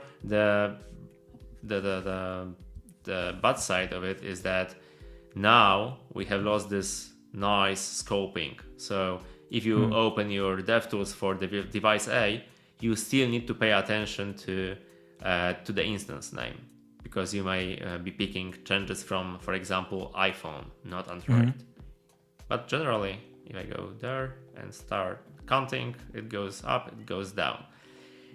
Unfortunately, as it said right here, time travel, so going back to this state and basically having the state reflected on the device side, this part is not working, and action dispatch is also not working. This is not because of the Rozenite, it's because of the bug in the Redux DevTools remote package. And the issue is already there in the repository. I'm not sure if they are going to fix that. Maybe I'll just create a fork of it for the sake of making it work, because there's even a, if I go there, there's even a solution provided that. Well, when you share your huge screen, we can barely see anything on it. Honestly, we can see your emulator. A bit better. Question about this. So you are using packages from those tools, like from Redux. You are actually using the Redux UI as we saw it in other tools as well, right? You are just like connecting the two. You didn't rebuild the UI from scratch. No. I mean, Redux DevTools already present in the community. Yeah. TanStack Query, present in the community. Expo Atlas, present in the community. Network activity, done from scratch. Okay. So this is the one I built with some help from other tools. I mean, the way how they intercept network traffic. Yep. And you can sort. That's the thing. Awesome work, man. Like this is such an impressive task. And this how long did you spend on it? I don't know, 3 weeks, maybe 4. With couple of features basically removed after some time. For example, at some point, the whole initialization logic, the whole configuration logic on the Metro side was taken care of by Rozenite. So you at that point in time, you didn't need to do the changes yourself. You didn't need to go to Metro config and put, oh Jesus Christ, put with Rozenite, with Expo Atlas plugin, with Rozenite Redux DevTools. This whole thing, those two were applied with Rozenite automatically as you install plugins. The problem is that with such automagic initialization, the problem is that you don't really know what's executed in the background. Yeah, you want to be able to... With Node.js plugins, you can really... Those Node.js scripts can do everything. They can remove files in your file system. They can communicate with the outside world, stealing your secret keys, for example. So I kind of chose to trash the auto initialization in exchange for security. So you need to explicitly but it's also it's like security is one thing, but it's also you want to have like easy way of picking and choosing what you are enabling. So for example, on your main branch, you might want to have all of that included in your index or app.js file and then comment it out, so that when you want to debug, you just comment it in, I guess, like comment undo comment, and then something like this. But like, I mean, on your main branch, you have like 50 developers working on the same code. Maybe 3 of them needs to debug something now. 47 of them can just use the app without debugging, and then when they want to debug, they just like uncheck the one tool that they want to have. Oh, okay. The hooks you're adding to your app, those are removed in production builds. So it's not like they're staying, the code stays there. No, if you go to the source code, you will see this clever, well, let's say dynamic require. So if your node env is not production, you are not building for production, we are lazy requiring the exact implementation.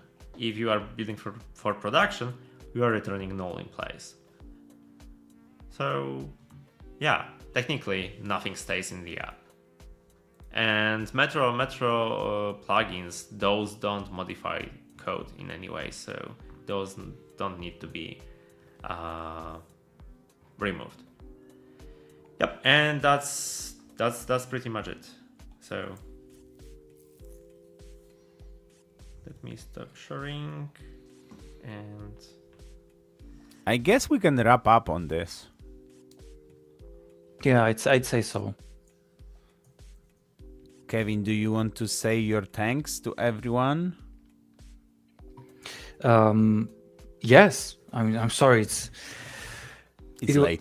It was not only late, Sorry. but it was a lot of very heavy topics and very, very technical. So, but still, yes, thank you so much for that. I know that for my next project, I will be adding Rozenite because I usually use queries, and I usually struggle with setting correct states and debugging stuff. And yeah, network access seems like a very, very amazing thing to have while debugging applications. So thank you very much for that. And yeah, so we are closing in to wrapping up for today. Huge thanks to all of the commenters. Ryan, as always, glad to have you here today. Łukasz, as always, as well. Yes. Martin, thank you for your participation. Yeah, so huge thanks for everyone involved. Next week, apparently there will be no React Native newsletter, but there will be a stream next week. Yeah. Because it's a weekly thing we do now. So you are always invited to the next stream. But besides from this, Szymon, huge thanks for being here with us today. Huge thanks for sharing all of your knowledge, sharing all of the details about implementation. I feel like I learned a lot. I hope everyone learned a lot as well. And yeah, and now I pass the mic to Łukasz. What I want to say is thanks everyone. It was such a pleasure to be here again. Szymon, thank you for joining. Pleasure to have you again as a guest this time. And yeah, see you next week. Have nothing else to say. Yeah, from my side, thank you guys. And well, what I can say is basically get Rozenite, get into hacking, get into creating new plugins for it, and leave a star, because that's always some appreciate. Jesus Christ, Powerful my tongue stuff. is- yeah. So it was nice to be there to talk about not only Rozenite but also about new things in React/React Native, and I hope I will have other opportunity to be here again. Maybe not next week, but at some point. Oh, of course, you're always Definitely. invited. Yeah, just drop in. If you see us streaming, ask for a link. We'll give it to you. Okay, cool. Thanks everyone, and see you next week. Bye bye. Thanks. Bye. Bye.